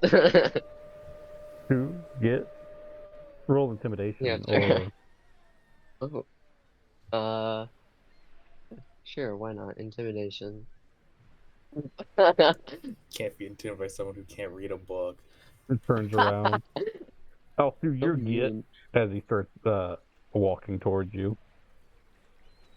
Really? Don't make me shoot this guy. What's he gonna do? How hardy does he look? He looks like more bark than bite. I'll say that. Okay, so he doesn't look like he can take 3d6 psychic damage. Probably not. He'd probably keel over after the first damage or two. I'll cast friends on him, and I'll say, really, is this, you have way better things to be doing right now. Please, just stop bothering us. He nods his head. You're right. I apologize for being raised in such a manner. I'll be leaving. As he walks away. After a minute, he's gonna be really mad. I assume you just walk Okay. inside and close the door. Yes. Alright. Well, Roth, good news. I got the book, and I'll pull the book out of my backpack. And bad news, I, forgot how to read. No, you remember how to read. You can read the letters on the front, which is like Oakmont laws and policies. Right. I just forgot how to read a book. Like the action of reading a book. Yeah, I forgot how to read books. And I'll demonstrate by trying to open the cover, and my hands just kind of like fumble uselessly. Yeah, it fumbles uselessly. You're more like caressing the side of the book than actually opening it and turning a page. Can I see the book? Yeah, but I would advise against opening it because when I did that, it like, you know, cursed me or something. Can I do an Arcana check on the book? Sure.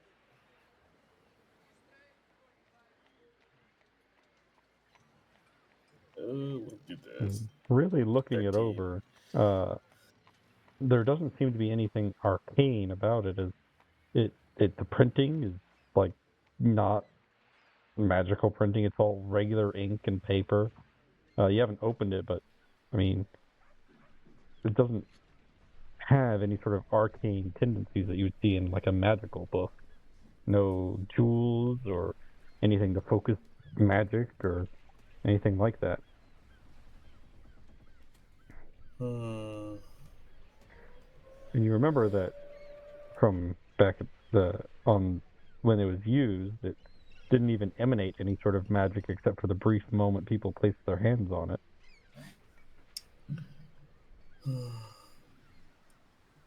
I wonder if we should even hold on to this book. It feels like it could be easily locatable. Yeah, Something's transmitting magic to it. we should probably destroy it.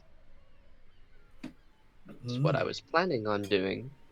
I wasn't planning on keeping it. I never asked, but why are you so keen on this book? Well, you're well familiar with divination magic Yes, and how it can be used for tracking purposes and nefarious things. I am. Well, this book, did something, uh, divination related when we all laid our hands in it, and I've been on my mind since, and I do not like when magic is used against me without my knowledge. But wouldn't they have already found out all they need to know about us already? It's not the book Perhaps, but itself that's magical, it's something else that conjures into the you book. you would suggest that we return the book. Well, no, not return. But maybe this endeavor might have been a little fruitless. Perhaps. I concede that it's a little rash, but also uh I don't care. I don't like the book, and the book clearly doesn't like me. Alright. Well, I guess you can, I'd say, dispose of it somewhere that's not near our home. Uh I think there's plenty of watery places the book could end up. So, Alright. uh, I'll are you currently like holding the book? I am, yeah. As you're like holding it, you can feel a light vibration coming from the book. Uh, I'll say uh, it's vibrating. I don't know Hmm. what to do about that.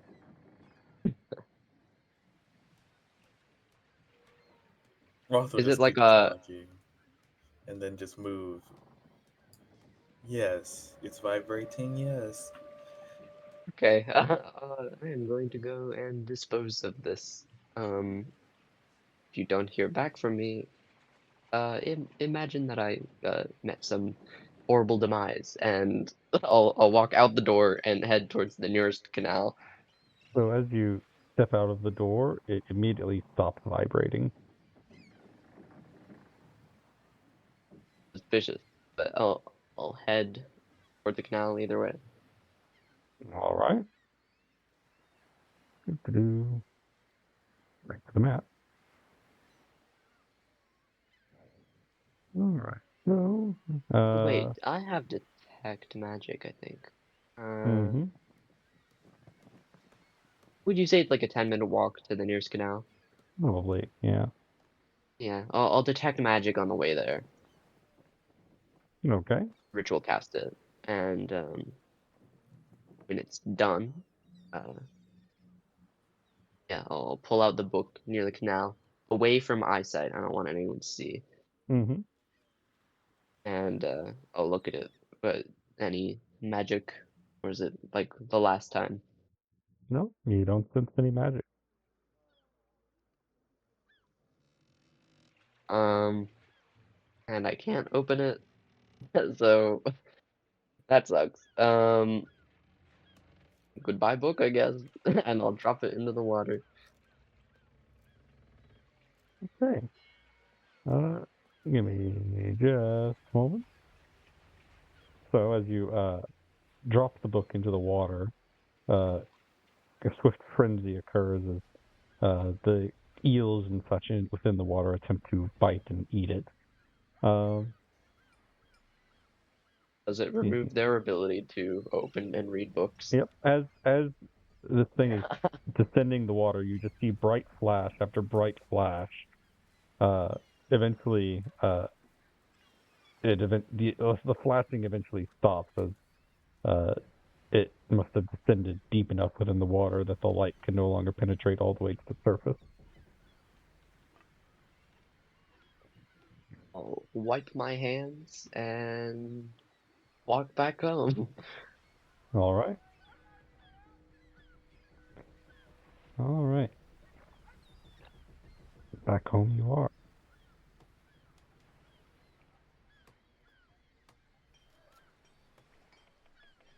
As Mark comes in about, 25-ish minutes later, and yep, the deed is done. Well, it stopped vibrating when I left the house, which was a little concerning, but I disposed of it either way.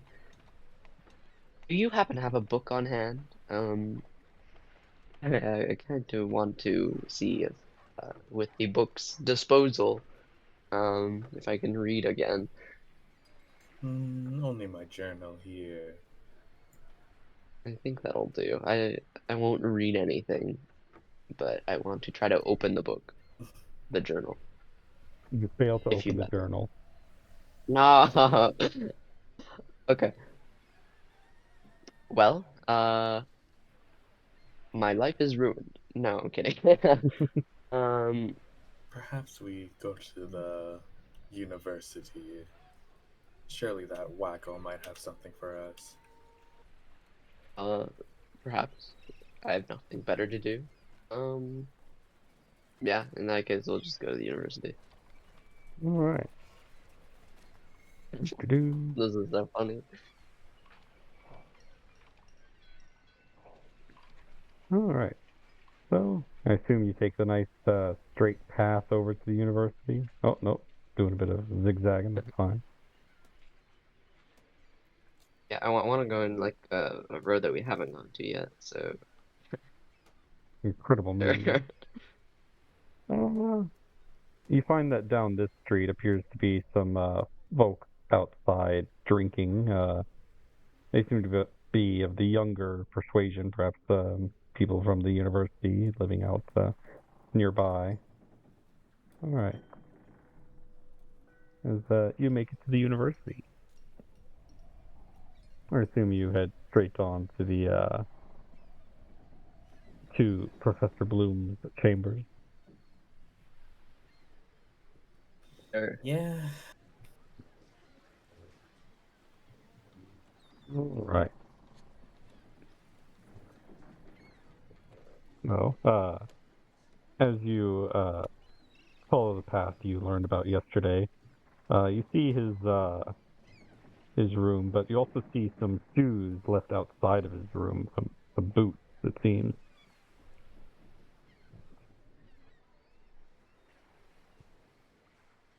Okay.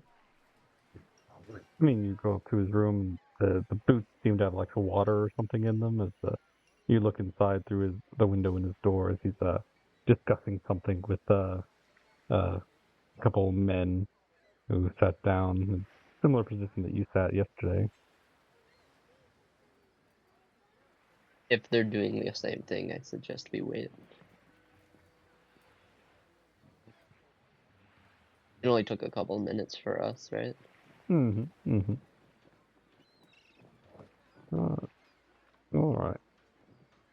So, do you do anything while you wait? Not really. I'll watch All through right. the window. Yep. This is Dr. Bloom doing his eccentric things. Roth will just write in his journal, theorizing about what's in the basement. All right. Roth, as you open your journal, you notice something odd. All your letter O's have been split. Like they're no longer complete circles.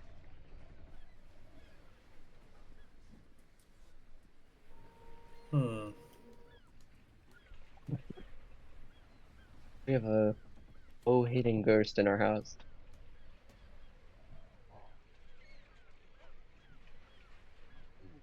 All right.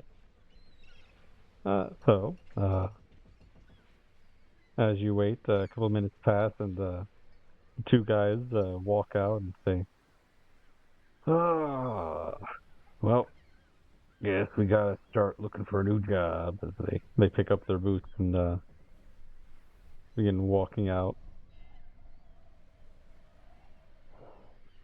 As Dr. Bloom comes to the door. Yes.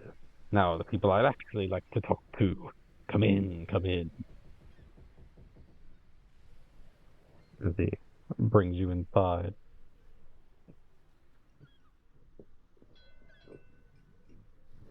Yes, how can I help you, gentlemen?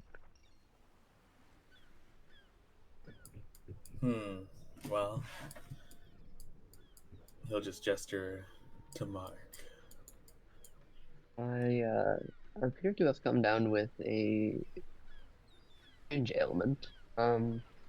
An inability to open and read a book. I see. Please sit down, for we're going to need some more extreme measures today. As he goes over to a small chest, pushes all of the candles on top of it off as he opens it, and he pulls out some smaller birthday candles. Yeah, as he picks up like two of them and looks over at you. All right. Please, sit down, sit down. You'll need to make yourself quite comfortable. He hands you one birthday candle for each hand. If you would, please, spread them as far apart as your arms can manage. I'll do so. Yeah, Which is yeah. probably pretty long. Mhm. I think Mark's arms are unusually long. Like they go down to about his calf.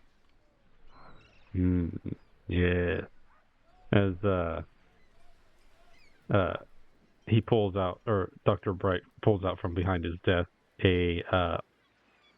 not a lantern, so not a candle, but like a lantern you would see lit to light the streets at night. As he lights that up.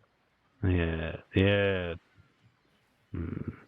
Forgetting or the inability to do so, a malady not of the body but of the soul.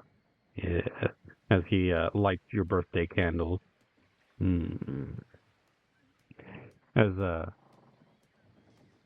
he just lets them begin melting. Yes, hold them still, hold them steady. I will investigate what your soul has been up to. As he basically holds the lantern up to his face and just starts staring at you through it.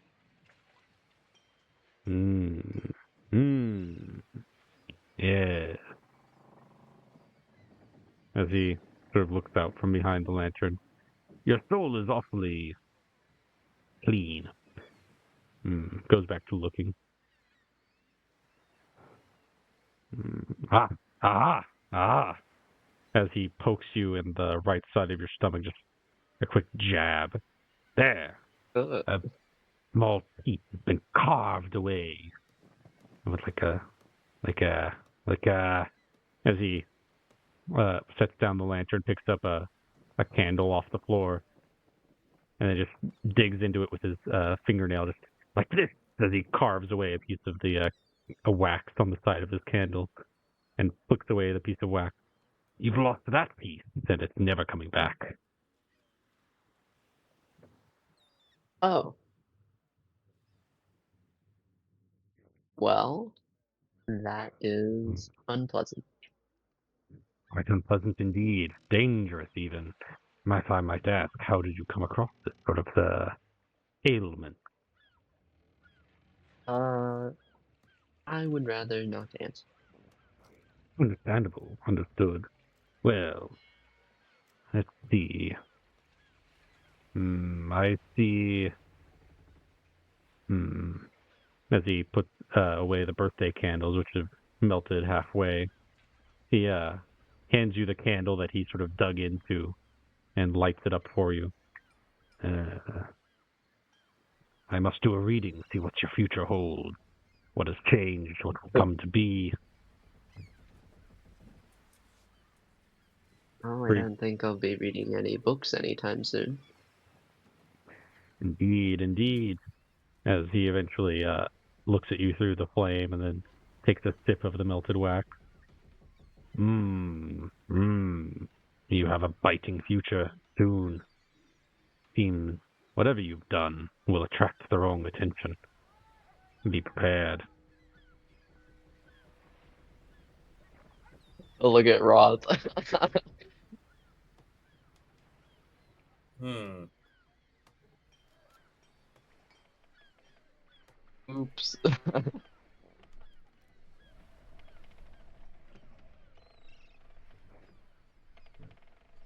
Well, now that I've done your reading, if you would please leave, I'd rather not have any bad attention on my premises.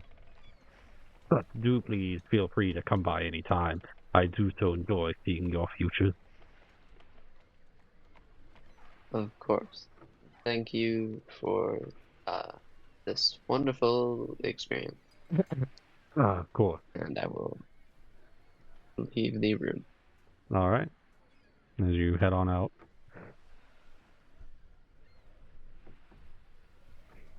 All right.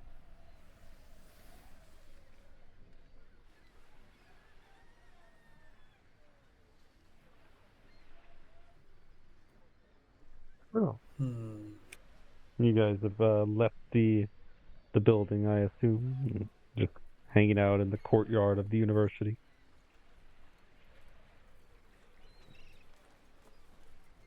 Yeah.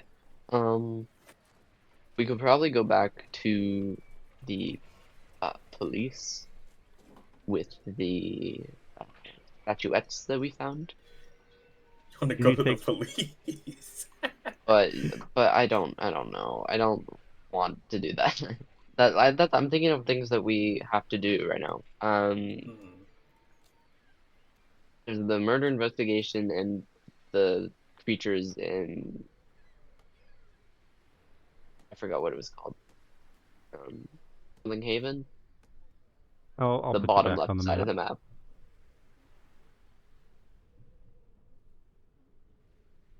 Yeah, No, Salvation Salvation Harbor. Harbor. What was the timeline we were given for that again? Uh, he just gave you the money and was just like, do it as soon as you can. I mean, not all the things we can do. Because I don't know how close the police are to Corvin and the whole system, so I don't want to take any risks. I'd say maybe we just start preparing for for getting supplies for Salvation Harbor. All right. What supplies do we need? I have a healing potion. An antitoxin. You have the 2 potions from the druggy guy. Hmm. Right. Uh, can I do an Arcana check on that? On Sure. those, like, just brief glance. What are they? Mm-hmm. Ooh, 19. Quick Arcana check. You don't taste it, but you give it a uncork it and give it a quick smell. From the smell, it seems like one of them will increase someone's strength for a short time, and giving the other one a smell, it seems like the other one is maybe not a healing or not a potion, but more of like a poison of some kind.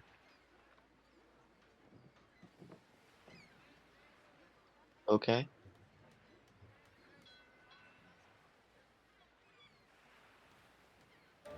Hmm.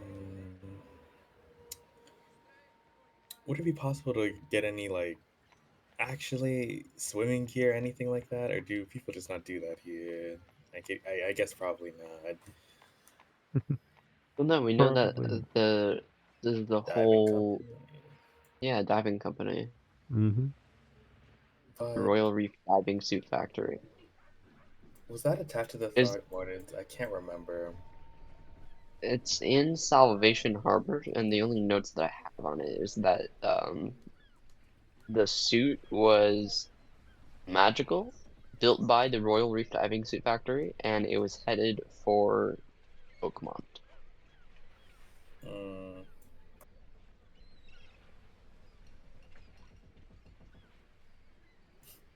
do we have like a cage? A diving cage? A cage? Oh no, I meant a cage because they were asking for us to catch it, right? Yeah. You do Isn't it not. like massive? No, The it was creature we about saw, how large was it? the size of like a large dog. Oh, okay. We could probably get a cage from the carpenters. Yeah, that seems like a good. That seems like a good place to just go. Sure, Mm-hmm. we'll head to the Carpenter Trade House yet again. Right. That would probably be a good place to end it, because I'd assume that since this is the day that all your delivery stuff is supposed to occur, you'd probably meet up All with right. John there.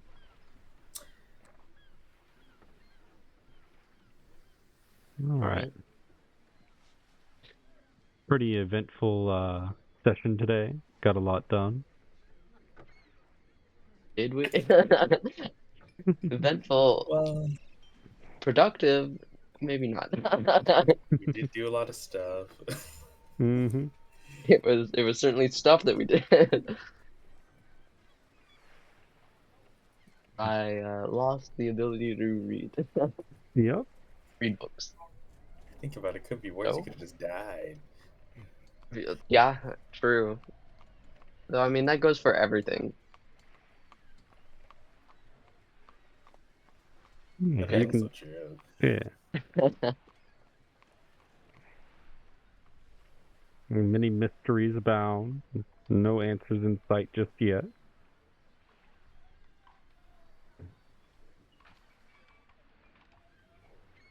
All right. Well, hopefully I will see you next week. Yeah. Yeah, thanks for Thank, the game. thank, Good night. Yep. Good night. thank you for hosting.